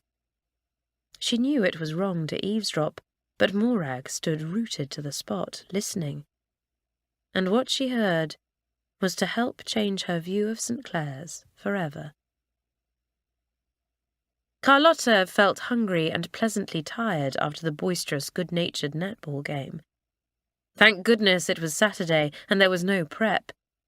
If it wasn't for her study mate, she would be looking forward to tea, followed by a nice, lazy evening doing nothing. Oh well, she supposed she could always go down to the dining room for school tea. But when Carlotta popped into the study to change her shoes, she was happily surprised. A fresh white cloth had been placed over the table, laid for two, and on it stood an array of sandwiches, crisps, and a huge squidgy chocolate cake. "Oh, good, you're back." Morag turned from the window with a hesitant smile. Gesturing towards the table, she said, "Sit down and help yourself. I thought you'd be hungry after a day spent outdoors." Recognizing this as an olive branch, Carlotta smiled back and said, "Starving. And this looks, well, good enough to eat. It must have taken you ages to get this lot ready." "Oh, I got Susan from the first form to help me," said Morag, flushing a little as she sat down. "Tea okay? Or there's ginger beer if you prefer." "Tea's fine." Carlotta watched Morag narrowly. Something had happened to change her mind. The question was, what? There was silence for a few minutes as the two girls ate hungrily. Then Morag cleared her throat and began. "Look, Carlotta, I'm sorry about what I said earlier. I didn't realize that you—" She broke off, and Carlotta said sharply, "Didn't realize that I what?" Morag sighed. "Well, the thing is, after I flounced out of here like an idiot, I went along to the common room and heard two of the girls talking. Your name was mentioned, and I listened." She bit her lip. "I know it was wrong of me, but I'm glad now that I did, because I learnt something. You see, I heard them saying that you had once belonged to a circus, and how you had loved the life there. Then I heard how difficult it had been for you to adapt to a completely different way of life here, but you stuck at it because you wanted to please your dad and make him proud of you." Carlotta nodded, her puzzled frown clearing as it dawned on her why Morag had undergone such a drastic change. The girl was so used to everyone in the school knowing about her unusual past that it simply hadn't occurred to her that to Morag it would be news. If only she had told the new girl all about herself from the start, how much easier things might have been. "Will you tell me about your life in the circus?" asked Morag rather shyly, "and about how you managed to settle down here." So Carlotta talked about her circus days, rather wistfully at times, of the people she had lived with, and of how her father had come looking for her when her mother had died. Morag listened raptly. "I should have guessed. When you performed those crazy tricks today," she exclaimed. "Tell me more." But Carlotta shook her head. "I've talked about myself enough. I'd rather hear about Morag Stewart, and why she's so determined to be awkward and bad-tempered when deep down she's quite nice." Morag blushed in earnest this time. She looked rather pensive for a moment, then began. My mum died when I was a baby, so I was brought up by Dad. We lived in a big, rambling house in the most beautiful Scottish glen you could imagine, and it was a wonderful life. I was allowed to run wild most of the time, and my days were spent riding, swimming in the loch, and fishing. I see, but didn't you go to school? Asked Carlotta. I went to the village school sometimes. Dad's a writer, you see, and works from home, so we used to have what he called bunking off days together. Quite a lot of bunking off days. We'd just take off on horseback and go fishing or for a picnic. Carlotta, it was the best life anyone could wish for. No wonder Morag couldn't settle, thought Carlotta. St. Clare's must seem like a prison to her after that kind of life. But what had made her dad suddenly decide to send her away? Then Marion arrived, explained the girl, as though she'd read Carlotta's mind. She came to our village to stay with relatives, and Dad met her at a dinner party. Suddenly, our bunking off days were over, and he was spending every spare minute with her, and before I knew what had happened, they were married. And Morag, having had her father to herself all her life, had resented it bitterly, Carlotta guessed. So it seemed as Morag poured out the rest of her tale. She disapproved terribly of me and the way Dad had brought me up, and she thought I spent too much time with Starlight and not enough on my schoolwork. Morag paused, turning a little red. It wasn't all her fault, though. I went out of my way to be rude and make life difficult for her. In the end, the house just wasn't big enough for the two of us, so here I am. Carlotta eyed her thoughtfully for a while, then said, No wonder you're so fed up here. But I reckon your dad's to blame as well. If he'd included you in his plans and let you get to know Marion before they were married, instead of pushing you out, perhaps you wouldn't have felt so hostile towards her. But I think that you ought to be pleased for your dad. I know I'd be delighted if mine found someone who could make him happy. I never thought of it that way, said Morag slowly. Too wrapped up in myself, I suppose. Yes, you have been, said Carlotta in her forthright way, but I think your stepmother might have done you a favour by insisting you come here. Oh? Morag looked extremely doubtful. Well, how can you know what you really want from life if you don't experience different things? Said Carlotta, sounding very mature and wise to the confused girl at that moment. When you leave St. Clare's, you may decide to return to your beautiful Scottish glen, or you may choose to do something quite different, like train for a career or go to college. The point is, if you hadn't left home, then your view of the world and your choices would have been far narrower. You're right, said Morag, things seeming to fall into place. I've been a bit of an idiot, haven't I? But I won't be again. Believe me. Carlotta did. Will you promise me something, Carlotta? Asked the Scottish girl, looking solemn. Anything, agreed Carlotta, already liking this new Morag. If you see me slipping back into my old, stupid, sullen ways, kick me, good and hard.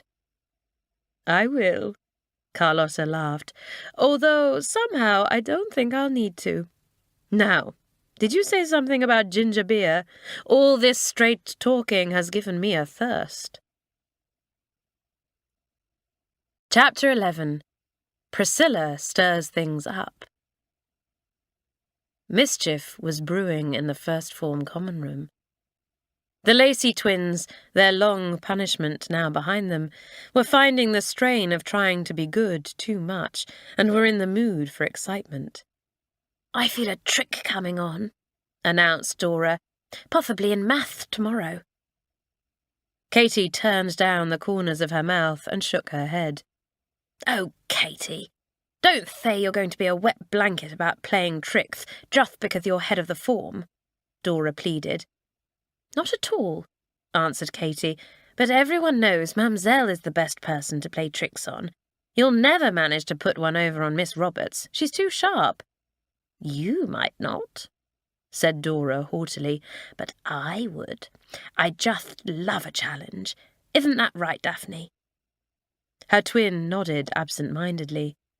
But if you ask me, a midnight party's a better way to relieve boredom. This suggestion found instant favour, a dozen or more voices chorusing, Brilliant, let's do it! Well, it is a kind of tradition, I suppose, said Katy. Anyone got a birthday coming up? Mine's in a fortnight, said a girl called Rita. My folks usually send me money, and I don't mind putting some of it towards a party. Great! Cried Daphne. So, if the rest of us buy some food as well, we can celebrate Rita's birthday in style. Joan Terry was not present at this meeting, being busy in Alison's study. Her jobs finished, she made her way back to the common room and had just turned a corner when she gave a sudden gasp. There, outside the door, nose practically in the keyhole, stood Priscilla. She tried to draw back, but her gasp had given her away, and Priscilla turned sharply, her mean eyes narrowing. Joan was shocked, for although she knew that the sixth former had a reputation for snooping, to catch her in the act like this was just awful. Worse still, the girl could do nothing about it. If she told the first formers or put them on their guard in any way, Priscilla would pay her back in the cruelest way possible. Silently, Priscilla beckoned Joan forward, and as she reached Priscilla's side, she heard Katy's voice saying quite clearly, A midnight party it is, then. We've 2 weeks to organise everything, so that should give us plenty of time. Joan's hand flew to her mouth in horror as she saw Priscilla's thin lips stretch into a strangely triumphant smile, and bravely she stepped forward, placing her hand on the doorknob. She had to stop the first form giving anything else away, but her action came too late, for at that moment the door swung away from her, opened from the inside, and Rita stood there, the colour leaving her face as she saw who Joan was with. Poor Joan was very flustered and showed it, but Priscilla carried off the situation in her usual arrogant manner, walking calmly into the common room and turning off the radio. The first formers felt uncomfortable, yet angry as well. Not one of the other sixth formers would have dreamt of invading the younger girl's privacy in such a way. "Girls," began Priscilla in a silky tone that they mistrusted at once, "I'm looking for a volunteer to do a little work for me." She looked round the room, but none of the girls would meet her gaze. Her eyes snapped coldly, and she said angrily, "Well, I don't think I've ever met such a set of rude, unhelpful kids. When I was your age, if a senior girl snapped her fingers, we jumped and—" "Pity you didn't jump in the river," muttered Daphne under her breath. Priscilla's sharp ears caught the remark, and she rounded on the girl, demanding, "What did you say?" Daphne, unabashed, stared at Priscilla, obviously quite ready to repeat her remark. But as she opened her mouth, Joan, shaking in her shoes and unable to bear the tension a moment longer, said nervously, "I'll do your jobs for you, Priscilla." Every head turned in her direction, and the girl wished that the ground would open up as she read the others' scornful thoughts. Coward, traitor. Much to her surprise, Priscilla declined her offer, patting her shoulder and saying in a smooth voice, "Thank you, Joan. It's nice to know that one member of the first form is willing to help. But you've already been working hard for Alison, and I couldn't possibly expect you to do my jobs as well. Susan." She picked on the girl whose £5 note Lucy had mistakenly picked up. "And you, Ruth."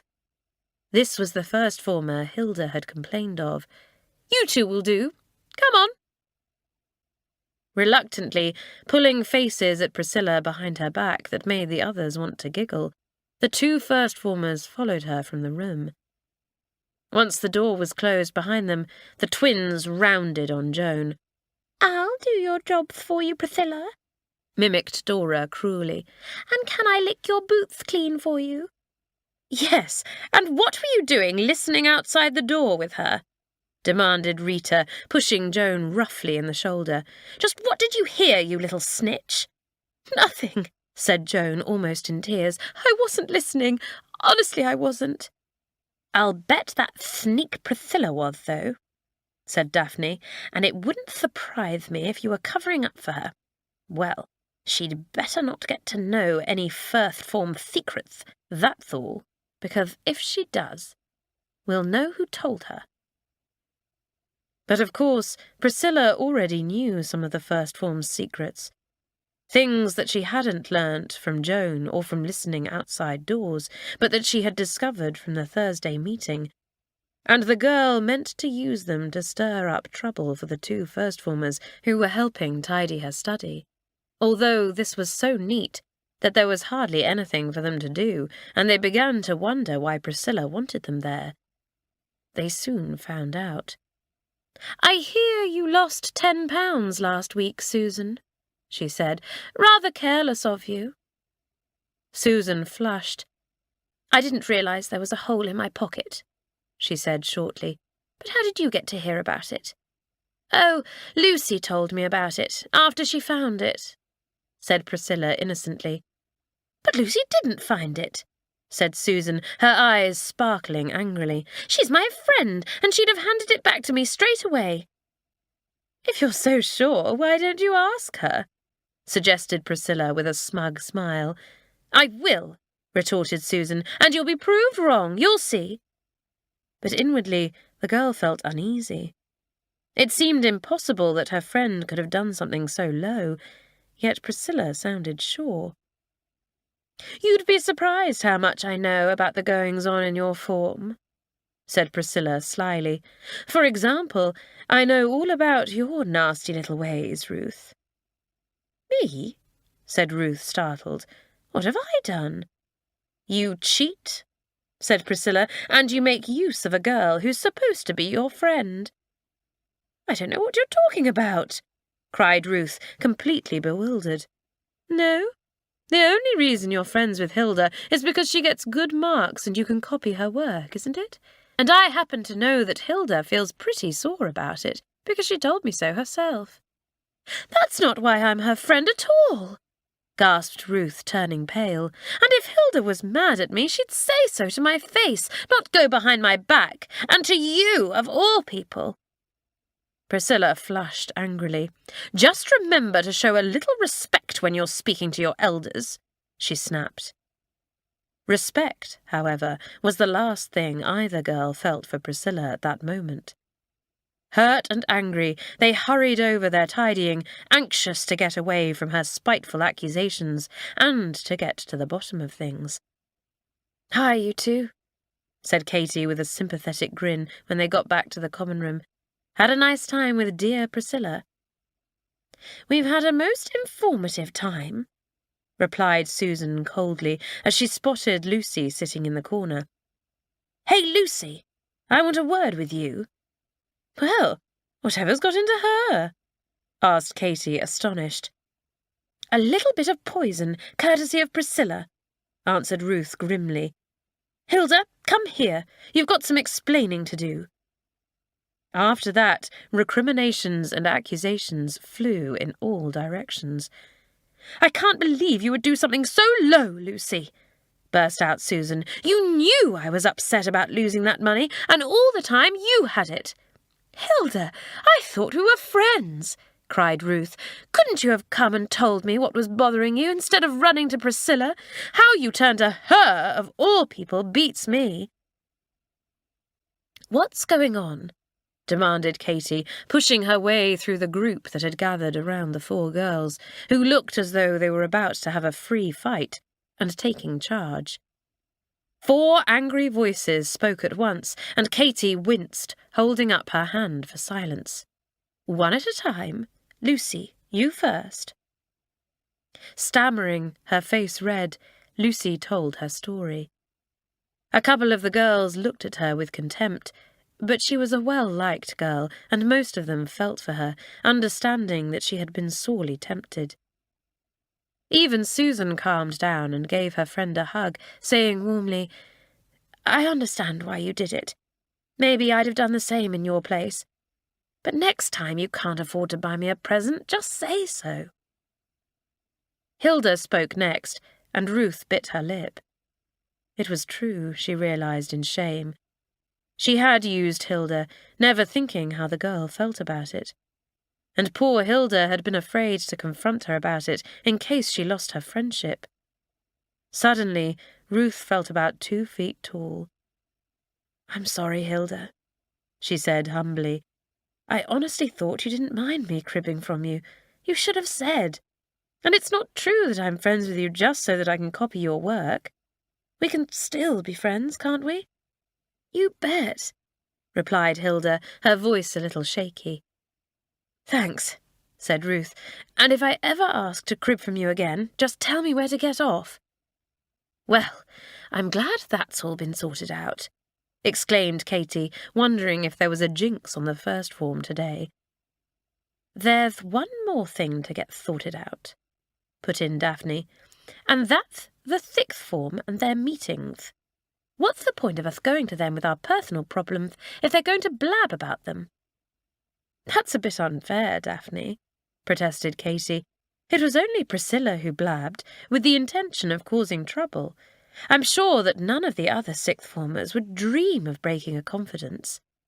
"I agree," said Rita. "They're all really nice, apart from Priscilla. So what are we going to do about her?" "Well, it's not really our place to do anything," said Susan. "It's up to the rest of the sixth to deal with her." "I don't like snitching, even on someone who deserves it. And Priscilla certainly deserves it," said Hilda, "but she'll make our lives a misery if we don't." Said Katy thoughtfully. Then her brow cleared. "I know what. We'll boycott the next meeting. Then, next day, when the sixth have been left high and dry, wondering why no one's turned up, we'll go along to the head girls and tell them all about Priscilla." "Good idea," said Dora. "Daphne and I'll shoot off to the second and third forms and put them in the picture as well. Oh, and someone had better keep an eye on her." She nodded scornfully in Joan's direction, and the girl cowered miserably in her chair. "Yes," agreed Daphne. "Otherwise, we'll have her running off to Priscilla as soon as our backs are turned to warn her of what we're planning." Poor Joan made no attempt to defend herself. What was the point? Seeing how unhappy the girl looked, Katy said sharply, "Now that's enough. Go on then, twins, and remember, everyone, no matter how serious your problems are, the sixth's meeting is strictly out of bounds on Thursday." Chapter 12. A week of shocks and surprises. The following day, Pat had a surprise when Morag approached her in the dormitory before breakfast and said in a low voice, "Can you spare me a moment, Pat?" "I suppose so," she answered, not very graciously, for she was thoroughly fed up with the girl's sullen manner. "I just wanted to apologize," said Morag quietly.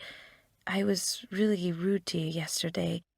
In fact, I've been rude and aggressive to everyone, behaving like a spoilt, stupid kid." She gave a sad smile and went on. "I just hope you haven't given up on me altogether, because things are going to be different from now on." "Well, you don't know how pleased I am to hear that," said Pat, amazed and unable to stop herself from responding to the girl's infectious smile. She admired Morag for having the courage to own up to her faults and apologize so unreservedly. "What's brought this on?" "Oh, Carlotta gave me a good talking to, and suddenly I seemed to see things in a different light," answered Morag. And certainly she seemed like a different person this morning, thought Pat. Good one, Carlotta. The rest of the 6th were astonished to see Pat and Morag come in to breakfast together, chattering away like old friends, and Doris, as she said later, almost fainted into her cereal when the Scottish girl beamed round the table and greeted everyone with a cheerful "Good morning." Isabel blinked, and as her twin sat down beside her, said, "She looks like Morag, and she sounds like Morag, but I think she's been taken over by an alien being." "Idiot," laughed Pat, helping herself to toast. "Hey, where's Alison? Don't tell me she's still in bed." "Either that, or she's curling her hair or painting her toenails," said Isabel. "Oh, well, I'm not going to look for her. Alison's old enough now to be responsible for herself, and if she misses breakfast, it's her own fault." Alison was neither asleep nor gazing into her mirror. She had been waylaid by Joan Terry, who she had found waiting for her outside the dormitory. "Joan!" she exclaimed, surprised and none too pleased. "What are you doing here? You really aren't supposed to be in this area, you know." "Oh, Alison, don't be mad with me," said Joan, her brown eyes pleading. "I came to see if there was anything you might need doing in your dormitory. Perhaps I could make your bed, or tidy your locker, or—" "My bed is made, and I'll tidy my locker at break time," said Alison with unusual firmness. "You know it's the rule that we do those things ourselves. Matron would be absolutely furious if she thought I was getting you to do them for me." "But you're not. I offered," persisted Joan. "I like doing things for you, Alison." "Yes, and I appreciate it," said Alison, feeling a bit hounded. "But enough's enough, Joan. Now hurry, or we'll both be late for breakfast." With that, she walked briskly away before the younger girl could wear her down. Alison was well aware that hers was a weak character, and the first former had an unexpectedly determined side to her when she badly wanted to do something. And it seemed that what she most wanted to do was make a willing servant of herself to Alison. Alison liked the girl and at first had enjoyed the novelty of being looked up to. Now, however, it had worn thin, and Joan was definitely becoming a nuisance. Fortunately, Alison managed to slip into the dining room unnoticed by any mistress, and Pat hissed, "Where have you been?" "I really don't want to talk about it," snapped Alison, still feeling ruffled. "Pass the marmalade, please." Pat did so, looking at her cousin in surprise. Normally, Alison chattered non-stop about every trivial detail of her life to anyone who would listen. Nor was it like her to snap. She was certainly preoccupied about something, though, and why did she keep looking over at the first form table like that? Of course, Alison was looking out for Joan, half afraid that the girl might try to join her at the 6th table. But the meal went on, and still she didn't appear. Wherever could she have got to? Alison found out at break time when she slipped to the dormitory to tidy her locker. "I'll come with you," said Doris. "Mine's an absolute tip, and we don't want Matron dishing out another order mark." Both girls were in for a shock when they entered the dormitory, for on the floor lay a framed photograph of Alison's parents, which she kept on her locker, the glass smashed to pieces. "Oh, no!" cried Doris, taking a look at Alison's white face. "However could that have happened?" Poor Alison was too upset to reply, though she knew who was responsible. But had Joan deliberately smashed the photograph in anger at Alison's coolness, or had it been an accident? Stepping carefully over the broken glass, Alison pulled open the door of her locker. Not a thing out of place. So Joan had ignored her and tidied her locker after all, which meant that the photograph must have been broken by accident. That was some comfort, for Alison would have hated to think that Joan could have done it deliberately. All the same, she wished she had the girl in front of her now, because she'd like to shake her. Probably the silly kid had panicked and run off as soon as the accident happened. Doris, who had popped out to fetch a dustpan and brush, came back and exclaimed, "Why, your locker was an absolute shambles before breakfast, and now it's tidy. What is going on?" As they swept up the glass, Alison told her, and Doris exclaimed, "The nerve of her, sneaking in here after you'd told her not to.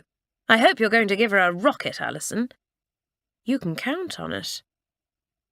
That afternoon, Joan sought her out and owned up in a trembling voice. "I'm so sorry, Alison. It was an accident, but I'll save all my money to buy you a new frame, honestly." Remembering that Joan had once said that she didn't get very much money from home, Alison's tender heart melted, and she found herself patting the girl on her shoulder. "Accidents will happen," she said. "Just be more careful next time." "I will, Alison," said Joan, happy again now that she had been forgiven.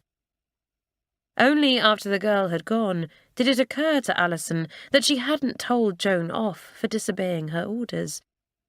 What was worse, she might just take that "next time" Alison had warned her about as an open invitation to go into her dormitory and tidy up whenever she felt like it. With a groan, Alison sank down onto a chair and buried her face in her hands. Whatever had she done to deserve this? If Alison was down in the dumps, Morag's new happiness showed no signs of abating, to the delight of the sixth form, who had appeared it might be a flash in the pan. The mistresses were pleased with her too, Miss Harry confiding to Mamselle that she had hardly believed her eyes when the girl had not only held open the door for her that morning, but had actually smiled at her. "Ah, yes, even in her French she is trying hard," said Mamselle, beaming. "She made so brave an effort to roll her R's correctly yesterday." Her smile became a little less warm. "Sadly, she did not succeed, but no matter. At least she tries." Morag had indeed tried, much to the amusement of the class. Her Scottish brogue did not make for a smooth French accent, and in the common room later, Doris had imitated her efforts to the hilarity of the others. And Morag had laughed louder than anyone, tears pouring down her cheeks. "Doris is a real comedienne," she thought in surprise, "and I've only just discovered it." She looked around at the others, all of them holding their sides helplessly. "It makes me realize how little I know about any of the sixth, really, apart from Carlotta. Well, it's time I started taking an interest in others, including the little ones. Tomorrow's meeting will be an excellent place to start." Alas for such good intentions. At 7 precisely, the sixth form gathered round the big table and waited. And waited. At 7:30, Fizz looked at her watch and said with a sigh, "Looks as though no one's coming, girls." "I can't understand it," said Isabel with a frown. "Surely the advice we dished out last week wasn't so bad that no one wants to give us another chance." "I think we did very well," said Anne-Marie stoutly. "If you ask me, something's up." "What?" asked Pat. "Well, I don't know, but it's very strange that not one person has come." Morag cleared her throat. "As we're at a loose end, would you mind if I say something? You've all been patient with me, and I think I owe you an explanation as to why I behaved so badly." "Go ahead," said Pat curiously. So Morag told the rest of the sixth form what she had already confided in Carlotta, and they listened intently. "Wow, your dad really messed things up," said Janet in her direct way. "I often think that someone ought to start a school for parents."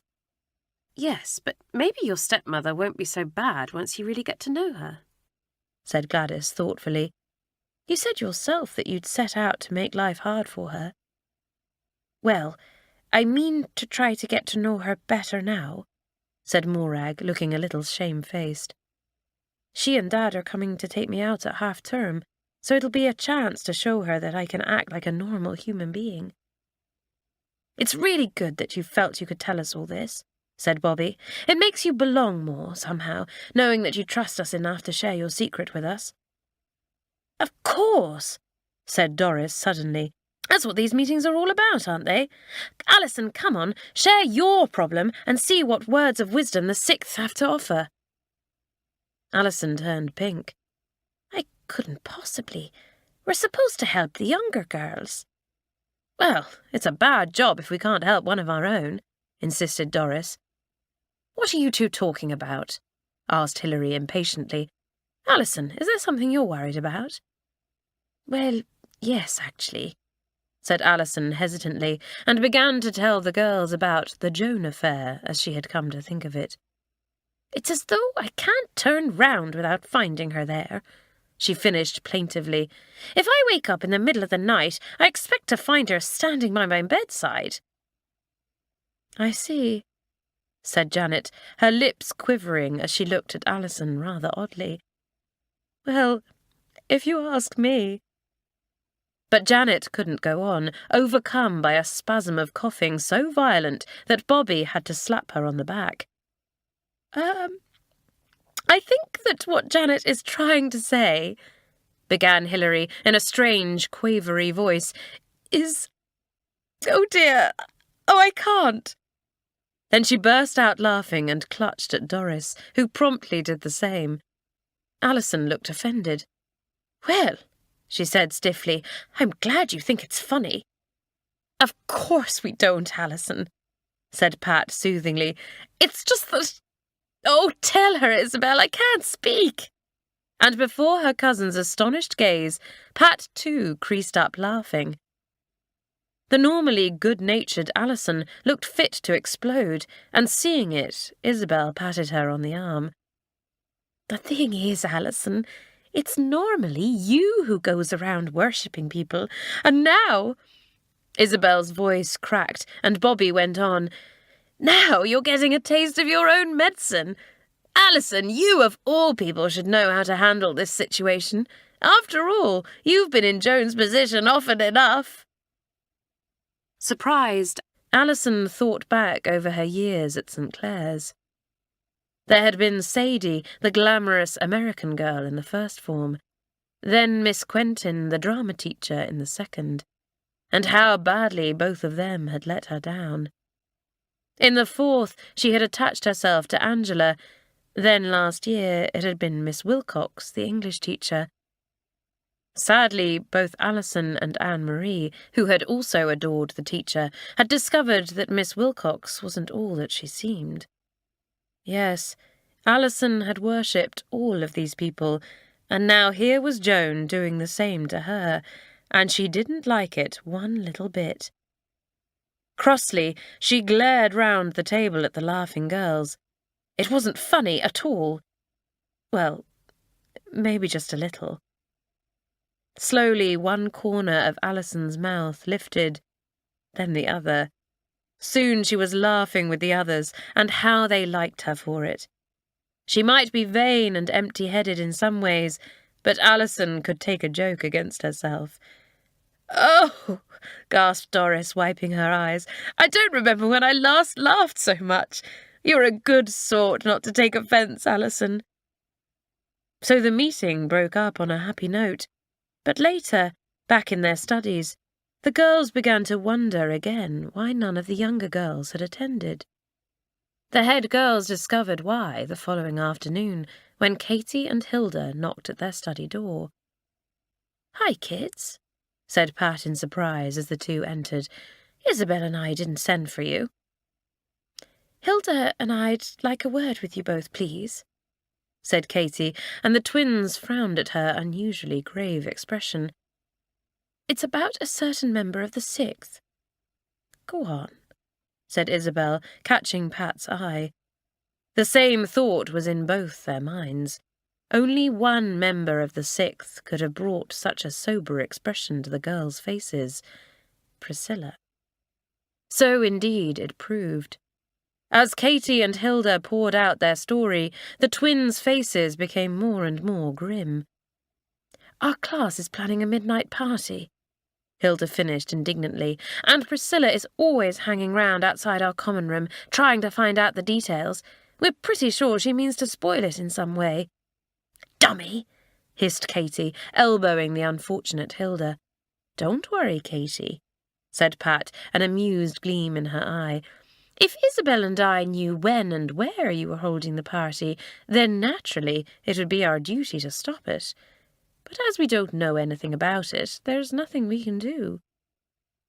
Hilda and Katy exchanged delighted glances. The O'Sullivan twins were just the greatest. Said Isabel thoughtfully. "I think the best thing to do is tell Priscilla exactly when and where it's to be held. Then she can try to stop it." "Isabel!" exclaimed Pat in amazement. "Have you gone completely mad?" "Far from it," said Isabel calmly. "I was just thinking of Elsie Fanshawe. Remember her from our days in the second form, Pat?" "Elsie Fanshawe," repeated Pat, light dawning. "What a great idea, Isabel." The first formers listened to this exchange in bewilderment.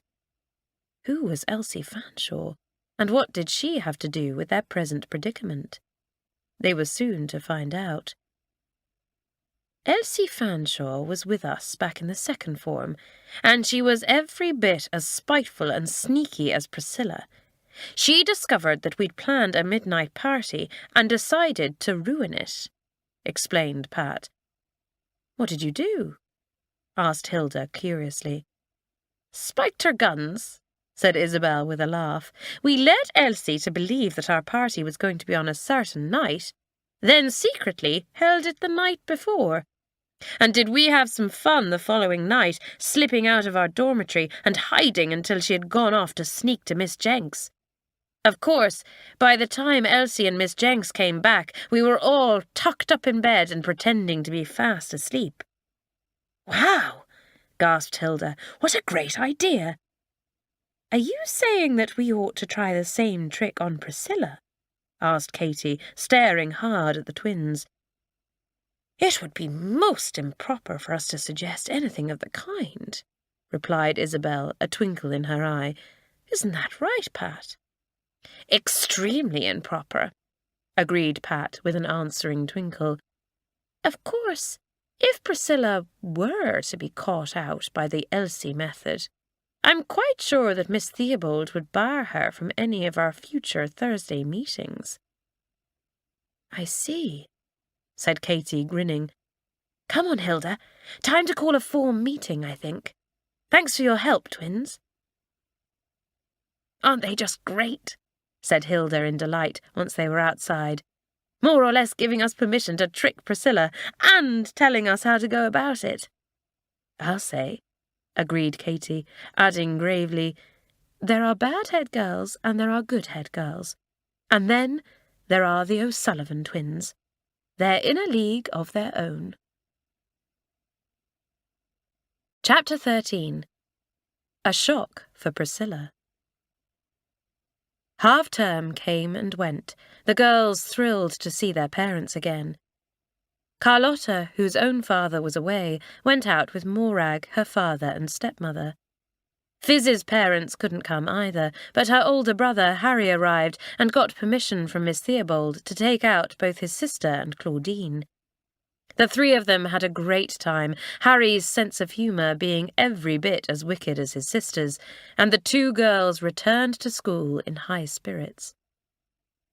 Joan Terry earned herself another black mark with the first form when Priscilla, knowing that the younger girl's mother and father wouldn't be there, invited Joan to spend the day with her and her own parents. There was nothing Joan would rather do less, but she didn't know how to refuse. The scornful stares of her form as they watched her drive off with Priscilla seemed to burn into her skin. "Going off to spill our secrets," said Rita scornfully. "Little traitor." "Never mind, Rita," said Dora with an angelic smile. "Joan might turn out to be very youthful to us. Very youthful indeed." Priscilla also intended to make use of Joan. As soon as they returned to school and said goodbye to Mr. and Mrs. Parsons, Priscilla took the girl aside and said smoothly, "Now, Joan, there's a little favour you can do for me in return for your day out." Joan said nothing, but waited with a sinking heart for what was to come next. "I want you to find out when and where the first form are holding their party, and tell me," said Priscilla. "I can't," refused Joan, horrified. "The others would never speak to me again." "Well, it's up to you, of course," Priscilla said with a shrug. "But if I were to let slip, purely by accident, naturally, what I know about you, no one in the whole school would want to speak to you." Joan was trapped, and she knew it. Priscilla had the upper hand. "Okay, Priscilla," said Joan woodenly. "Whatever you want." "Now you're being sensible." Priscilla smiled her thin smile. "As soon as you find anything out, let me know." Spying for Priscilla proved to be an unexpectedly easy task. Joan had fully expected to be left out of the party, well aware that she wasn't exactly popular with her class. But to her surprise, the others discussed their plans quite openly in front of her.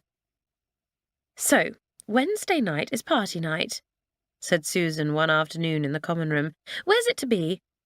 "In here," said Katy, "at midnight precisely."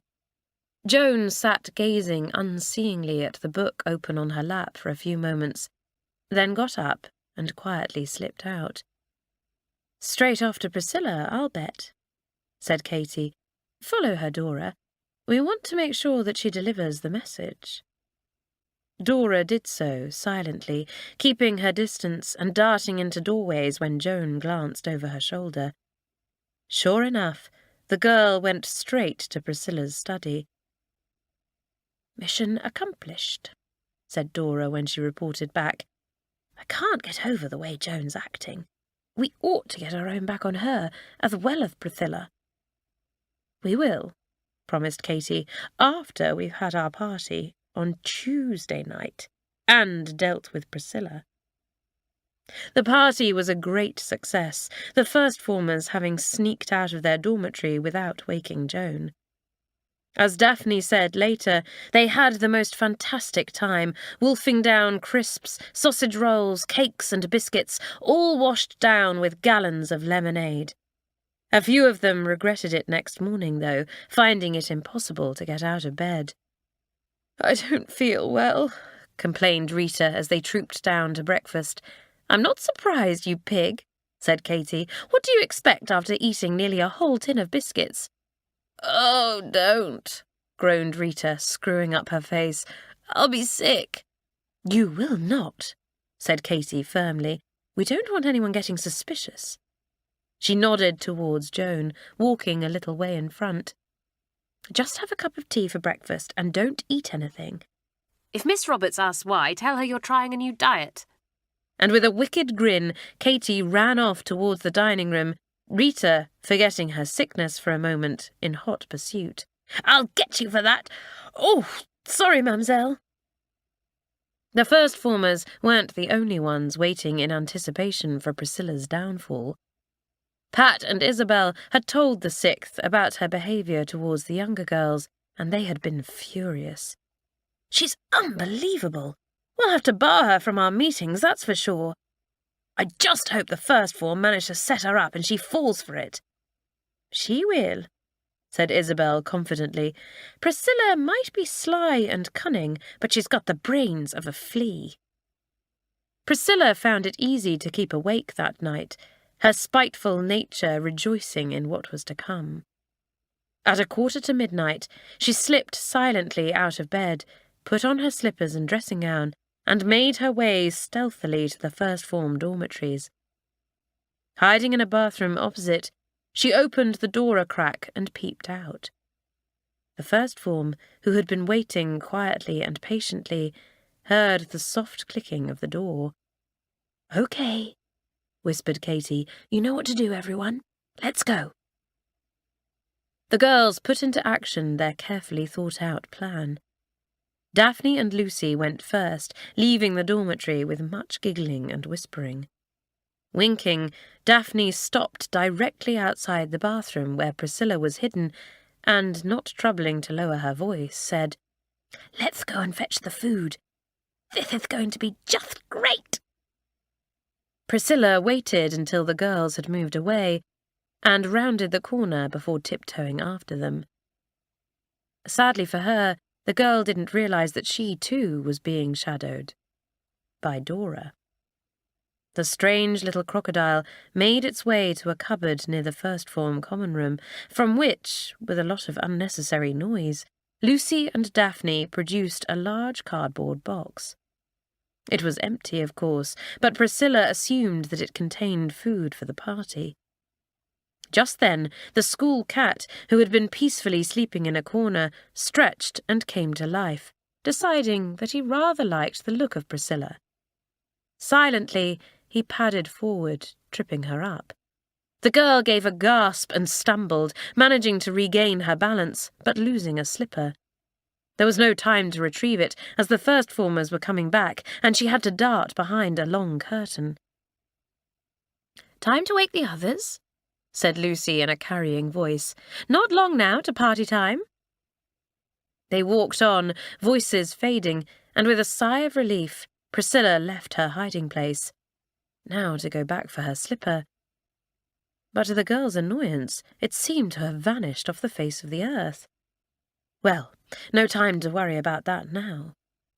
By the time she reached the mistress's sleeping quarters, the girls should be in their common room and the party well underway. But not for long, thought Priscilla, grinning to herself. She had carefully planned which mistress she would go to. Miss Roberts. She was in charge of the first form and would, no doubt, be grateful to Priscilla for the information. Miss Roberts had a sarcastic streak too, and would soon reduce the first formers to the status of 4-year-olds, thought Priscilla gleefully. Stepping out of the dark shadows, Dora smiled to herself as she tapped Priscilla's slipper against the palm of her hand. She had a fair idea of the girl's plans, which, unfortunately for Priscilla, didn't coincide with her own at all. Ah, there was Miss Roberts's room, next door to Mamselle's.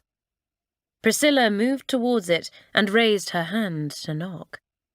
But before it descended, something flew past her shoulder and hit Mamselle's door with a resounding thud. Everything seemed to happen at once after that. She heard the sound of running footsteps along the corridor, Mamselle's sharp "Tiens!" from behind her door, and another voice crying, "What on earth was that?" Stooping to pick up the missile that had caused all the commotion, Priscilla was amazed to discover that it was her lost slipper.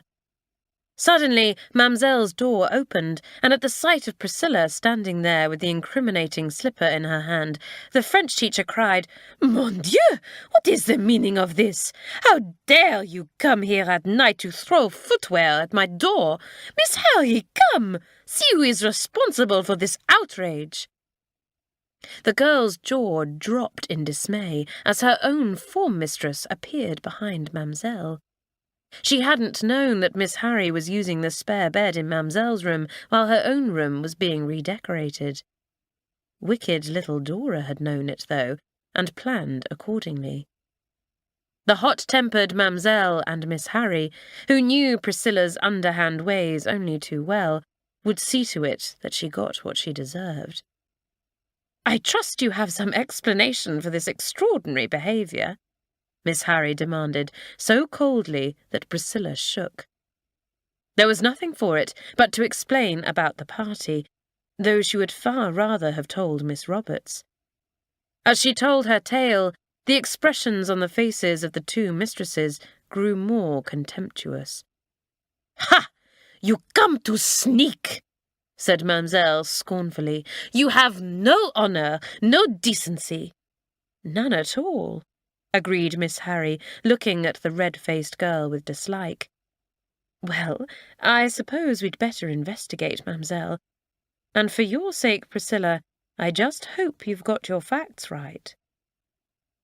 It was a very deflated Priscilla who followed the two mistresses to the first form common room, cowering back in the shadows as Miss Harry threw open the door and snapped on the light.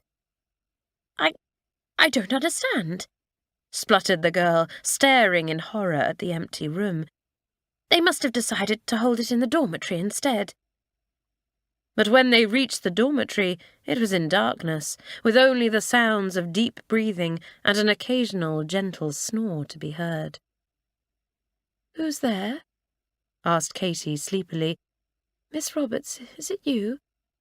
"Non, ma petite, it is I, mademoiselle," said the French mistress, "and the good Miss Harry." "Is something wrong?" asked Katy. "Very wrong," said Miss Harry, with an angry look at Priscilla. "But it's nothing for you to worry about, Katy. Go back to sleep now, dear." In fact, very few of the first formers had been asleep, all of them eager to learn the outcome of their trick. They were rewarded as they heard Miss Harry say to the crestfallen Priscilla, "Thanks to your spite, Mamselle and I have had a disturbed night for nothing. Now, as you've done a little sneaking tonight, quite wrongly as it turns out, I'll be doing some of my own tomorrow. On you. Report to the head after breakfast." Chapter 14. A Bad Time for the Sixth. Priscilla was in trouble. Big trouble. The whisper flew round the school the next morning, and no one felt the slightest bit sorry for her. The girl herself was furious, guessing that she had been tricked, and that stupid little Joan had been in on it, feeding her false information. Well, she'd be sorry. Joan was already sorry. She knew what Priscilla must be thinking, and she had been taunted by the first formers that morning. "Thanks for helping us set Priscilla up, Joan," Susan had said cheerfully. "Yes, we'll know who to turn to next time we're looking for a mug," sneered Daphne. "Dummy," laughed Dora scornfully. "Did you really think we'd let you in on our secret? You're not one of us." "Go somewhere else if you want to cry," said Katy impatiently as Joan began to sniff. "Maybe your good friend Priscilla will comfort you." Priscilla was feeling sorely in need of comfort herself, after a long and painful interview with Miss Theobald. Every defect in the girl's character, and the head had found many, was discussed at length. "You learnt that the first form were to hold a party and decided to spoil it," said the head icily. "But instead of going to the girls yourself and nipping it in the bud, you wanted to wait until the party had started, then inform on them. I'm glad that they outsmarted you. You're a troublemaker, Priscilla, and this time you've made trouble for yourself. I only hope that this will make you look at yourself long and hard, and that you'll make some attempt to change your ways. I've no choice but to recommend to the head girls that you be banned from their weekly meetings, since you're clearly not fit to deal with anyone's problems until you've sorted your own out. Go now, Priscilla, and if you're brought before me again this term, the consequences will be severe." Another girl might have taken Miss Theobald's words to heart, taken the opportunity to try to overcome the flaws in her character. Priscilla was too weak to do this, instead feeling bitter and resentful. And her bitterness was directed towards those who were the cause of her disgrace, as she saw it. Her first act on leaving the head's office was to find Joan. The girl was standing alone in the courtyard, a forlorn figure as she watched the other first formers laughing together. If only there was someone she could confide in, someone kind and understanding like Alison. But the thought of her idol turning from her in disgust when she heard Joan's awful secret was worse than anything, so the girl kept it to herself, growing more withdrawn and unhappy. "Joan, there you are! Come here!" She turned to see Priscilla standing at the corner and went over. "Well, you and your classmates made a complete fool of me, didn't you?" said Priscilla angrily. "You'll pay for it, though. I warned you what would happen if you crossed me." "But I wasn't in on it," protested Joan, scared. "The others guessed that you'd tried and find out about the party from me and used me." Looking down into the first former's scared face, Priscilla believed her. "All right, then. Tell me whose idea it was," demanded the older girl, taking Joan by the shoulders. "Those cheeky Lacey twins, I suppose. Or Katie, maybe." "Ow! You're hurting me!" squealed Joan, struggling to escape from Priscilla's long, bony fingers. "All right, I'll tell. I overheard Katie saying this morning that it was the 6th's idea. They put Katie up to it." "The 6th?" Priscilla's hands fell from Joan's shoulders, her face darkening with fury. She was so angry that she shook.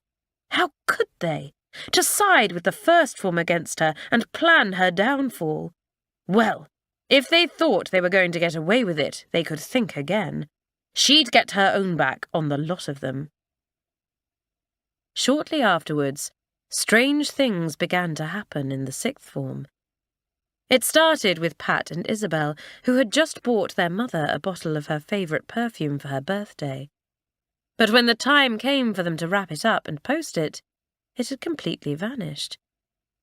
"I'm sure I put it in this cupboard," said Isabel, scratching her head. "You did," Pat said. "I saw you. But it's certainly not there now." The perfume didn't turn up, and the twins had to spend what money they had left on a box of chocolates for their mother instead, which didn't please them at all. The following day, Hilary's watch disappeared, along with Janet's fountain pen. Within a few days, nearly all of the 6th had lost something. "Lost!" snorted Bobby as she discussed the matter with the twins, Janet and Hilary, in the common room one afternoon. "We all know that our things haven't just been mislaid. Let's face it, girls, they've been stolen." "I think you're right," admitted Pat reluctantly. Try as they might, she and Isabel had been unable to come up with another explanation. But who could it be? "There is one rather obvious suspect," said Janet dryly. "Priscilla," chorused the others. "She's got the motive," said Isabel. "She was absolutely furious about being barred from our meetings." "And she'll be out to get her own back, if I know anything about her," said Hilary. "Hold on a minute," put in Bobby, who had been looking thoughtful. "It can't be Priscilla." Anne-Marie had a £5 note taken from her study last night while she was at that debate with the 5th. "And Priscilla was there too." "Are you sure?" asked Pat. "Absolutely. I was there myself, and Priscilla was sitting right in front of Anne-Marie and me. I remember particularly because I had to tell her to move her big head," Bobby said. "Couldn't she have slipped out early or something?" asked Janet. Bobby shook her head. "She was already in her seat when Anne-Marie arrived and didn't move until we'd left. Sorry, folks, but it looks as though that rules Priscilla out." "Then who?" asked Janet uncomfortably. "I'd hate to think it could be one of the others who've come up through the school with us." "Of course it isn't," Hilary said firmly. "Well, that only leaves Morag and Fizz," said Isabel, "and I can't believe either of them would do such a thing." "Just a second." Bobby snapped her fingers suddenly, looking excited. "There is one member of our class who hasn't had anything taken yet. Alison." "Hang on, Bobby," said Pat, firing up. "I know Alison's got her faults, but she doesn't have a dishonest bone in her body. She'd never—" "I'm not accusing Alison, you featherbrain," interrupted Bobby, thumping Pat on the arm. "I know she's honest." "Oh, sorry, Bobby," said Pat, looking a little sheepish. "What are you suggesting, then?" "That the thief is someone who has a soft spot for Alison and wants to leave her out of this campaign that she's waging against the rest of us." "Joan!" cried Isabel, adding as the others stared at her. "Well, she's always in and out of Alison's study, so it would be easy for her to nip into ours when they're empty and take something." "That's true," Pat said. "But what on earth could that little shrimp have against us?" "Search me," sighed Hilary. "I've a feeling we're on the right track, though. Look, let's get Alison in and see what she thinks. She knows Joan better than any of us." Janet sped off to fetch Alison from her study, and within moments the two girls were back. Swiftly, Pat told her cousin what they had been discussing, and the girl's blue eyes widened. "No," she protested, shocked. "She's a strange girl in some ways, but I'd never have thought her a thief." "Well, she's the only person we can think of," said Janet, "so one of us ought to tackle her about it." "I think it ought to be you, Alison," said Isabel at once. "Oh, no." Alison shook her head firmly. "You or Pat or Hilary are much better at that kind of thing than I am." "But Joan doesn't look up to us in the way she looks up to you," Pat pointed out. "Come on, Alison. Do it for the 6th. "Oh, all right. But there's something I need to do first. Miss Roberts has taken the first form on a nature walk this afternoon, hasn't she?" "That's right," said Pat. "You'll have to wait until after tea to see Joan." "Good," Alison said, "because first I intend to search her locker." "Alison!" cried Hilary. "You can't go snooping around in the first form dormitories." "Oh, yes, I can. If I'm to accuse her of stealing, which, by the way, I am still not convinced of, then I'd feel far happier if I had some proof." "Well, if you put it like that, I suppose it might not be such a bad idea," agreed Bobby. "I'll come with you, Alison, and keep lookout." "Now, which do you suppose is Joan's bed?" mused Alison, once she and Bobby were in the dormitory. Then she spotted a pair of shoes beside one of the beds. "Those are hers, I'm sure of it." "Well, get on with it," said Bobby impatiently from the doorway. "If Matron catches us poking around in here, we're in deep trouble." So Alison opened the locker beside the bed and removed a wash bag, 2 books. Aha! What was that, right at the back? Her fingers touched a box, and she pulled it forward, removing the lid. "Bobby," she gasped, "take a look at this." With a swift glance up and down the corridor, Bobby left her post, giving a low whistle as she saw the contents of the box. "The twins' perfume," she said, "Hilary's watch, and the record I bought last week. The little thief!" "I can't believe it," said Alison sadly. "Never mind," said Bobby kindly, resting a hand on her shoulder. "At least you won't have to tackle her about it now. With this lot as proof, we can go straight to the head." "If you don't mind, Bobby, I'd rather talk to her first," said Alison soberly. "I just want to know why." Bobby shrugged. "Fair enough. Now we'd better put everything back just as we found it. We don't want Joan to guess we're onto her until we're good and ready." Alison was on tenterhooks until after tea, very little of which she managed to eat. Then she sent someone to find Joan. Alison studied the girl closely when she arrived, noticing that, despite an afternoon in the fresh air, her cheeks were pale and there were dark circles beneath her eyes. She managed to smile, though, and said brightly, "Hi, Alison. Did you want me?" "Sit down, Joan," said Alison seriously. "I want to talk to you." Then, in her mind, she ran over the little speech she had rehearsed. It was no use beating about the bush, she had decided. She must come straight to the point. "Joan, we know that you've been stealing things from the 6th formers," she said directly. "I want to know why." If Joan had looked pale before, she was positively white now. For a moment, she was tempted to deny the accusation.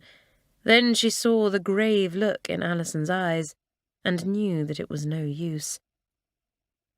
"How did you find out?" she asked bleakly. "We suspected you because nothing was taken from me," answered Alison. "Then I searched your locker this afternoon and found the things that the others had missed." "Oh, Joan, why did you do it?" The first former buried her face in her hands. "I'm sorry, Alison," she cried. "So sorry. I've never done anything like it before." "Then why now? Come on, Joan. You must tell me everything if I'm to help you." Alison's tone was kind, and Joan looked up. "Oh, if only you could. But I'm in such a mess, and I just can't see a way out." Alison said nothing, but took the girl's hand and squeezed it gently. "Someone else made me take those things," said Joan at last. "Someone who's got it in for the 6th. I can't tell you who." "You don't need to," Alison said grimly. "There's only one person I can think of who's got something against us. Priscilla Parsons." "Oh!" Joan became very agitated and began to cry. "Now I've made things worse." "Well, I don't see how things can get worse," said Alison frankly. "Joan, what made you agree to do such a thing?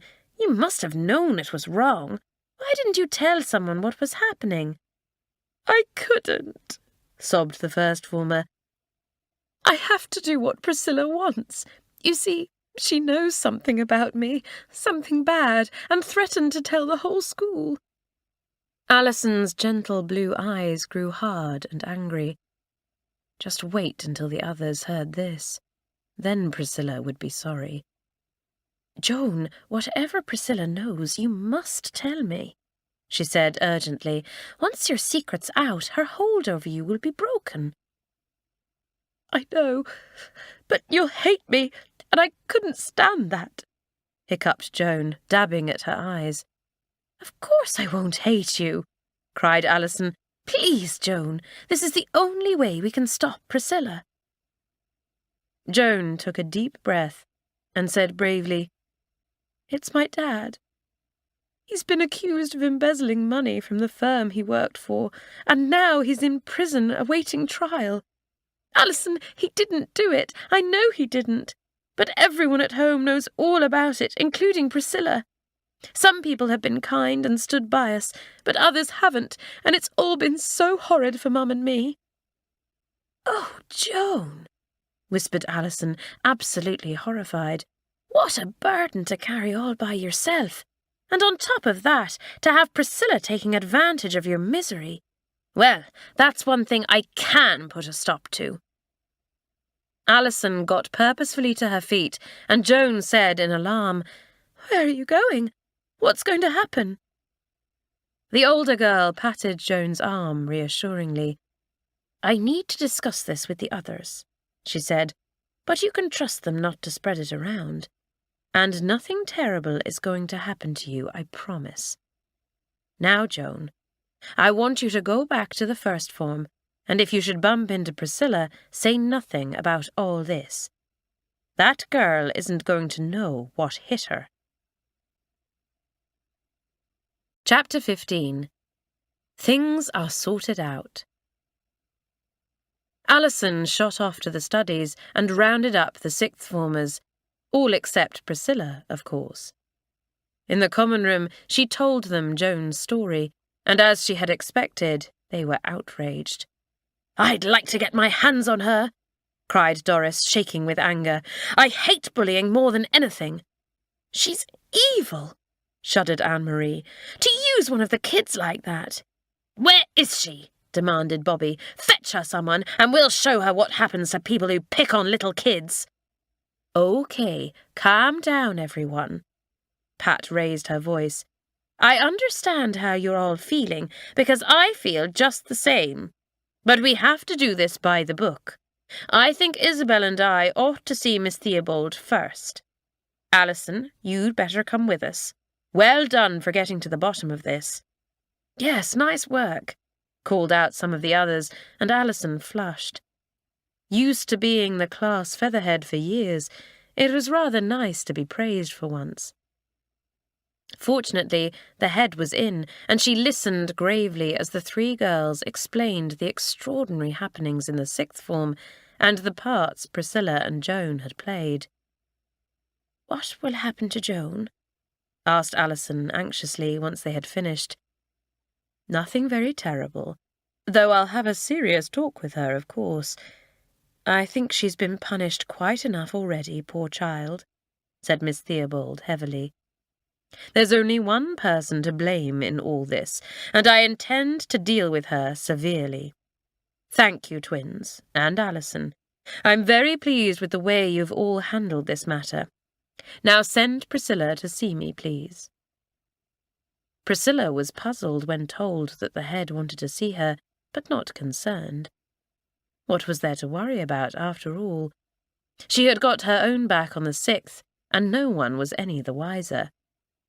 Perhaps Miss Theobald had changed her mind and was going to allow her to attend the meetings again. But one look at the head's stern face was enough to tell the girl that she was in very serious trouble. Miss Theobald wasted no time in telling her why she had been sent for, watching without sympathy as the girl turned white and she began to shake. "You're a disgrace to St. Clare's, Priscilla. What upsets me most about the whole affair is that you used blackmail on a younger girl to carry out your nasty little schemes." Priscilla flinched, and the head went on ominously. "Yes, blackmail is an ugly word, isn't it? And an ugly act. A criminal act." The girl was terrified now and asked in a shaky voice, "What will happen to me?" "Hopefully you'll learn from this experience and use that knowledge to become a better person in the future," said Miss Theobald. "But I cannot keep you at St. Clare's, Priscilla. I've already called your parents, and they are on their way." Priscilla stared at the head, too shocked to speak. Expelled? The disgrace of it! What would her mum and dad say? Then she began to cry, pleading, "Miss Theobald, give me another chance, please. I'll make it up to the 6th form and to Joan." But Miss Theobald shook her head. "It's too late, Priscilla. I have the welfare of the younger girls to consider. This is for your sake, too, because I'm afraid that what you've done is something the others will never be able to forgive or forget. Now go and pack, and try to accept your punishment bravely. It could be the making of you." At last the door closed behind the girl, and Miss Theobald heaved a sigh. Thank goodness that, for every girl like Priscilla, there were dozens like the O'Sullivan twins. Joan was sent for too, but the head spoke to her gently and reassuringly. "It's never any good bottling things up, Joan, as I think you've learnt to your cost. In future, if something is troubling you, do talk to someone about it." "I will, Miss Theobald," promised the girl earnestly, and left the head's room feeling as though a huge weight had been lifted from her shoulders. If only she could put things right for her father, and if only she could settle things with the rest of her form. Well, there was nothing she could do for her father, sadly, but maybe there was a solution to the second of her problems. Miss Theobald was right. She would go to the 6th's next meeting and see what they could do for her. The 6th form was a much happier place without Priscilla in it. Only Angela and Mirabel, who were taking their exams that week, were down in the dumps. They grew very short-tempered with the strain of it, but the others understood how they were feeling and made allowances for them. "All the same, I'll be glad when it's over," said Hilary, who had broken in on Mirabel's studies to ask if she felt like a walk into town and got her head bitten off for her trouble. "Let's just hope they pass after all this." Miss Harry gave out the results in class the following week, a solemn look on her face that made both girls' hearts sink as she handed them identical brown envelopes. Silently, the two girls opened them. Then Mirabel gave a yell. "I've passed, and I've got the grades I wanted! I've passed! How about you, Angela?" "Yes!" A wide grin spread over Angela's lovely face. "Yes, I can't believe it! And you too! Well done, Mirabel!" "Well done yourself," returned Mirabel gruffly, turning pink. Then Angela surprised the class, and herself, by giving Mirabel a sudden hug, and the whole form erupted, gathering round to congratulate the girls and thumping them on the back, while Miss Harry watched, smiling. "I'd just like to apologise to everyone for being a bit short this last week," said Mirabel frankly. "Exam nerves. I'll make it up to all of you." "The same goes for me too," agreed Angela, behaving pleasantly for once. She was thrilled that she could go to finishing school, of course, but she also felt an unexpected sense of achievement at having worked so hard and succeeded at something. Even spoilt Angela was feeling the effects of St. Clare's. There was good news for Carlotta that day, too. True to her word, Miss Theobald had written to the girl's father, urging him most strongly to reconsider his decision about sending Carlotta to finishing school. Mr. Brown had been impressed by both her words and her high regard for his daughter, and decided that if Miss Theobald thought Carlotta was fine as she was, that was good enough for him. Both the head and Carlotta were delighted to receive letters from him informing them of his change of heart, and the sixth form were almost as thrilled by Carlotta's news as they were over Angela and Mirabel's success. "Things are really going our way," commented Pat happily at the beginning of their next Thursday meeting. "Priscilla's gone, and as for Morag, well, she's like a different person." "Yes, we've solved our own problems," said Hilary. "Now let's see what we can do for the kids. Wonder who'll be first tonight." It was Joan, looking a little apprehensive. The sixth formers had all felt extremely sorry for her when Alison told them about her father, and none of them blamed her in the least for her part in the thefts. Isabel smiled and said pleasantly, "What can we do for you, Joan?" "I'm not very popular with the girls in my form," said Joan, getting straight to the point. "None of them likes me because I always seem to side with Priscilla, and she made me tell her about the midnight party. Daphne and Dora have really got it in for me, and I just can't seem to change their opinion." "Well, I reckon if anyone deserves a chance, it's you, Joan," said Carlotta. "The first form aren't a bad lot, and I'm sure if you explained about your dad, they'd understand." "I couldn't," said Joan with a firm shake of the head. "I don't mind you knowing, because I know you'll keep it to yourselves, but I couldn't stand it if the whole school knew. It's bad enough at home, with all the stares and whispers, but I thought that here I'd be able to get away from it." "We need to talk this through, I think," said Pat. "Joan, go back to the common room, and we'll send for you soon. In the meantime, try not to worry." "Wow, this is a tricky one," said Janet. "You can't really blame the first form for thinking the worst of Joan." "Actually, I've an idea," said Isabel, going to the door. Putting her head out, she called to a passing second former. "Sheila, fetch Daphne and Dora Lacey for me, would you?" "Will do, Isabel," answered the girl, and sped off. "What are you up to?" asked Pat suspiciously, but Isabel shook her head. "Just wait and see, Pat," she said. "Well, if it isn't the heavenly twins," said Bobby, grinning at the identical innocent faces when Daphne and Dora appeared. "Are we in trouble?" they asked in unison. "Not so far as we know," answered Isabel dryly. "But we need you to do us a favour. You see, girls, there's a girl in your class who's not very happy, and we want you to look after her. Try to cheer her up a bit." The twins glanced at one another in surprise. They hadn't the slightest inkling as to why the sixth had sent for them, but they certainly hadn't expected this. It was quite an honour, really, being singled out and entrusted with such an important task, thought Dora.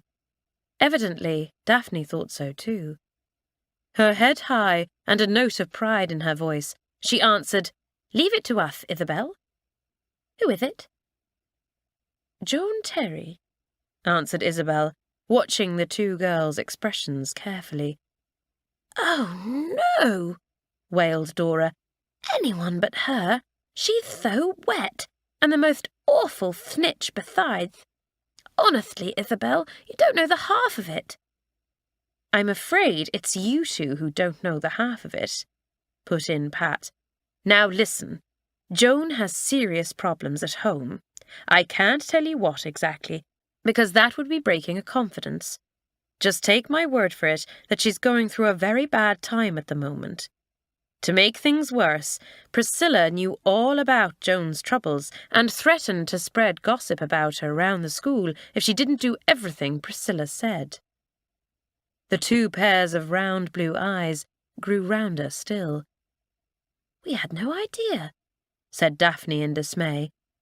"If only we'd known, we wouldn't have been quite so hard on her," added Dora, looking a little ashamed of herself. "Well, now's your chance to make up for it," said Pat. "We will," said Dora fervently. "Yes, you can count on us. We'll cheer her up all right," Daphne promised. "I'll just bet you will," said Bobby with a grin. "Now shove off and behave yourselves." Chapter 16. A lovely end to the term. The Lacey twins were as good as their word, changing completely towards Joan and including her in everything. She was a little wary of their friendship at first, suspecting them of some trick. But once she realized they were in earnest, she opened up a little.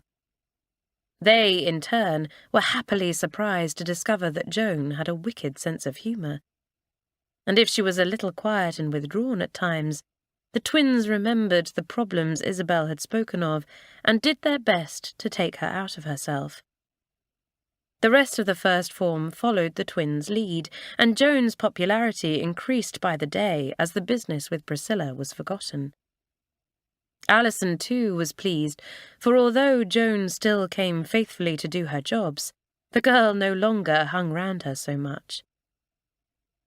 One day, towards the end of term, Joan was summoned to Miss Theobald's room.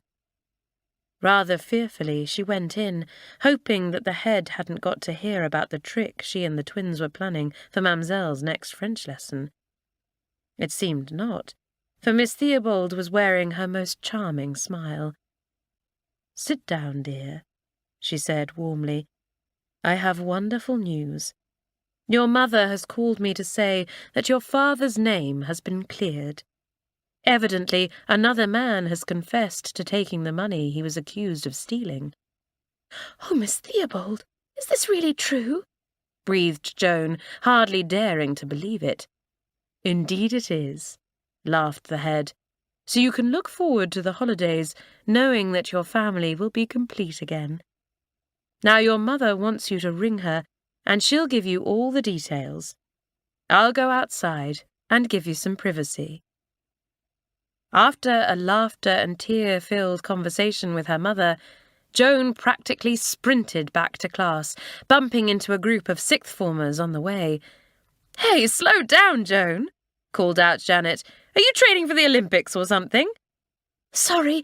Oh, Janet, Bobby, twins, I've just had the most incredible news," said the happy first former, her face glowing. "My dad's name has been cleared. Another man's confessed to taking the money. I knew he was innocent."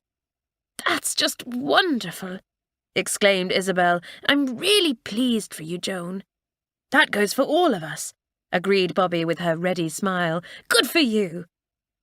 Joan went happily on her way, and Pat said, "Suddenly there seems an awful lot to celebrate, what with Angela and Mirabel's exams, and Carlotta not having to go to that awful finishing school."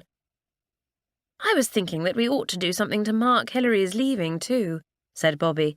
"You know she won't be coming back next term." There was a subdued silence as everyone digested this. Hilary was a very popular girl, and St. Clare's just wouldn't be the same without her. "Let's have a party," cried Pat. "A celebration and a leaving party for Hilary all in one." "Great idea," said Isabel at once. "What a shame we're too old and responsible to have a midnight party. That really would finish the term off with a bang." "Wouldn't it just?" sighed Janet. Then she brightened. "I bet if we asked Miss Theobald, she'd let us hold a party in the common room one evening. We could get in some food and it would be just like a midnight do, but earlier." "Yes," chorused the others. "That would be fantastic." "Let's not say anything to Hilary," suggested Bobby. "We'll make it a surprise party." "Better and better," said Isabel happily. "Come on, let's find the others, all except Hilary, of course, and make plans. We haven't got long." Miss Theobald was delighted to give permission for the party, and the evening before the end of term saw the 6th busily setting out plates of food in the common room. What a surprise Hilary would have had if she had been able to see what was going on in there. Claudine and Fizz had decorated the room with colourful paper streamers, and a checked cloth covered the big table, on which stood plates loaded with sandwiches, sausage rolls, crisps, and everything the girls liked best. "I'm starving," said Doris, looking longingly at the food. "Do you think I could have just one sandwich?" "Certainly not," said Pat sternly, slapping her hand away. "We've all missed out on tea today." The girls had all voted not to eat at tea time in anticipation of the evening's party. Only Hilary was in the dark, which was where Carlotta and Morag had come in. The two of them had taken Hilary out riding late that afternoon, pretending to get hopelessly lost on the way back to the stables and arriving back at school far too late for tea. "Just my luck," Hilary had thought crossly. "I'm starving too after that ride. I wonder if Doris has any of those biscuits left." But Doris was nowhere to be found, and nor were any of the other sixth formers. What was more, when Hilary tried the door to the common room, it was locked. It really was very strange. By 8 o'clock, Hilary was feeling lonely and fed up, not to mention hungry, when Claudine suddenly burst into her study. "Ah, Hilary, you must come to the common room at once," she demanded. "The common room's locked," said Hilary, puzzled. "I tried the door earlier." "Now it is open. Please, Hilary." Claudine pulled the girl to her feet. "Something most strange is happening in there." "Heavens, what?" asked Hilary, following the girl. But Claudine took refuge in a torrent of rapid, excited French, which she kept up until they reached the common room. Then she threw open the door. All was dark and silent as Hilary stepped inside. Then Claudine switched on the light. "Surprise!" Hilary gasped, hardly able to believe her eyes. "How fantastic! Oh, what angels you all are!" she cried. "You must have worked like demons. It looks gorgeous." "Well, we couldn't let you go without a proper send-off," said Bobby. "Pat, Isabel, I think you have something for Hilary before we eat." The head girls came forward, carrying between them a large flat parcel, which they handed to the surprised girl. "A little memento of the happy times we've all shared," said Pat, smiling. "Yes, we can't have you forgetting all about us," added Isabel. "As if!" Hilary exclaimed, tearing open the parcel. "Oh, this is just lovely." Miss Theobald had arranged for the sixth formers and the teachers to have a group photograph taken. Then everyone had clubbed together to buy a silver frame for it. The mistresses had even contributed towards the food, and many of them had promised to look in during the evening. Hilary was a very popular girl. Tears misted her eyes now as she looked at the photograph and said in a choked voice, "I'm going to miss you all so much." Alison, always easily moved, gave a loud sniff, and Doris called out, "Don't start blubbing, Hilary. You'll set us all off." "Yes, this is supposed to be a happy occasion," Anne-Marie put in. "Come on, everyone, let's party." And party they did. The piles of food disappeared rapidly as the hungry girls attacked it. Then the table was pushed back against the wall, a record player was produced, and the girls held an impromptu dance. Mamselle arrived just as the dancing began and joined in enthusiastically, keeping the girls in stitches. "Go, Mamselle!" yelled Bobby. "Isn't she just great?" "I'll say," agreed Carlotta. "What a brilliant end to the term this is, Bobby." There was one more surprise to come before the evening was over. Worn out with dancing, the girls had turned the music down low and were sitting about chatting as they sipped ginger beer and lemonade from paper cups. "This certainly beats day school," declared Fizz. "Nothing like this ever happened there." A sudden silence descended, and all the girls stared at her. The voice in which she had spoken was quite different from the Cockney accent they had become used to. "Heavens, Fizz! Have you been taking elocution lessons or something?" asked Mirabelle. Fizz laughed, turning slightly red, and shook her head. "No, I'm afraid I haven't been quite honest with you. I hope you won't be mad with me, but it was all in a good cause." "Whatever do you mean?" asked Pat, quite unable to get used to the girl's new refined tone. "What I told you about not fitting in at my day school was quite true, but it wasn't because my family had suddenly become wealthy," Fizz explained. "You see, we've always been wealthy. My parents are the Duke and Duchess of Delchester, and I'm Lady Phyllis Bentley." The girls listened with their mouths agape. Many of them felt rather disappointed in Fizz for having lied to them, and the girls saw it in their faces. "Please don't judge me too harshly," she pleaded. "Not until you've heard me out." "Go on," said Janet coolly. "Well, until last year I was educated at home by a tutor. Then my parents decided I ought to mix with people my age more, and sent me to our local school." She grimaced, and Alison asked, "Weren't you popular there?" "Oh, I was popular all right," said Fizz dryly, "but for all the wrong reasons. Everyone wanted to be friends with Lady Phyllis, to be invited to her big house and meet the Duke and Duchess, but no one really wanted to take the trouble to get to know me, Fizz, as a person." "Wow," exclaimed Bobby. "Well, it just goes to show that the upper classes have their problems too." "Yes, having everyone want to know you because of what you are rather than who you are isn't much fun," said Fizz with a sigh. "So I decided I wanted to start afresh, somewhere no one knew about my parents or my title, to see if anyone really did like me for myself." "And we do, Lady Fizz," Claudine spoke up. "Very much." "Does Miss Theobald know about this?" asked Isabel. "Yes, and she agreed to it." Fizz grinned.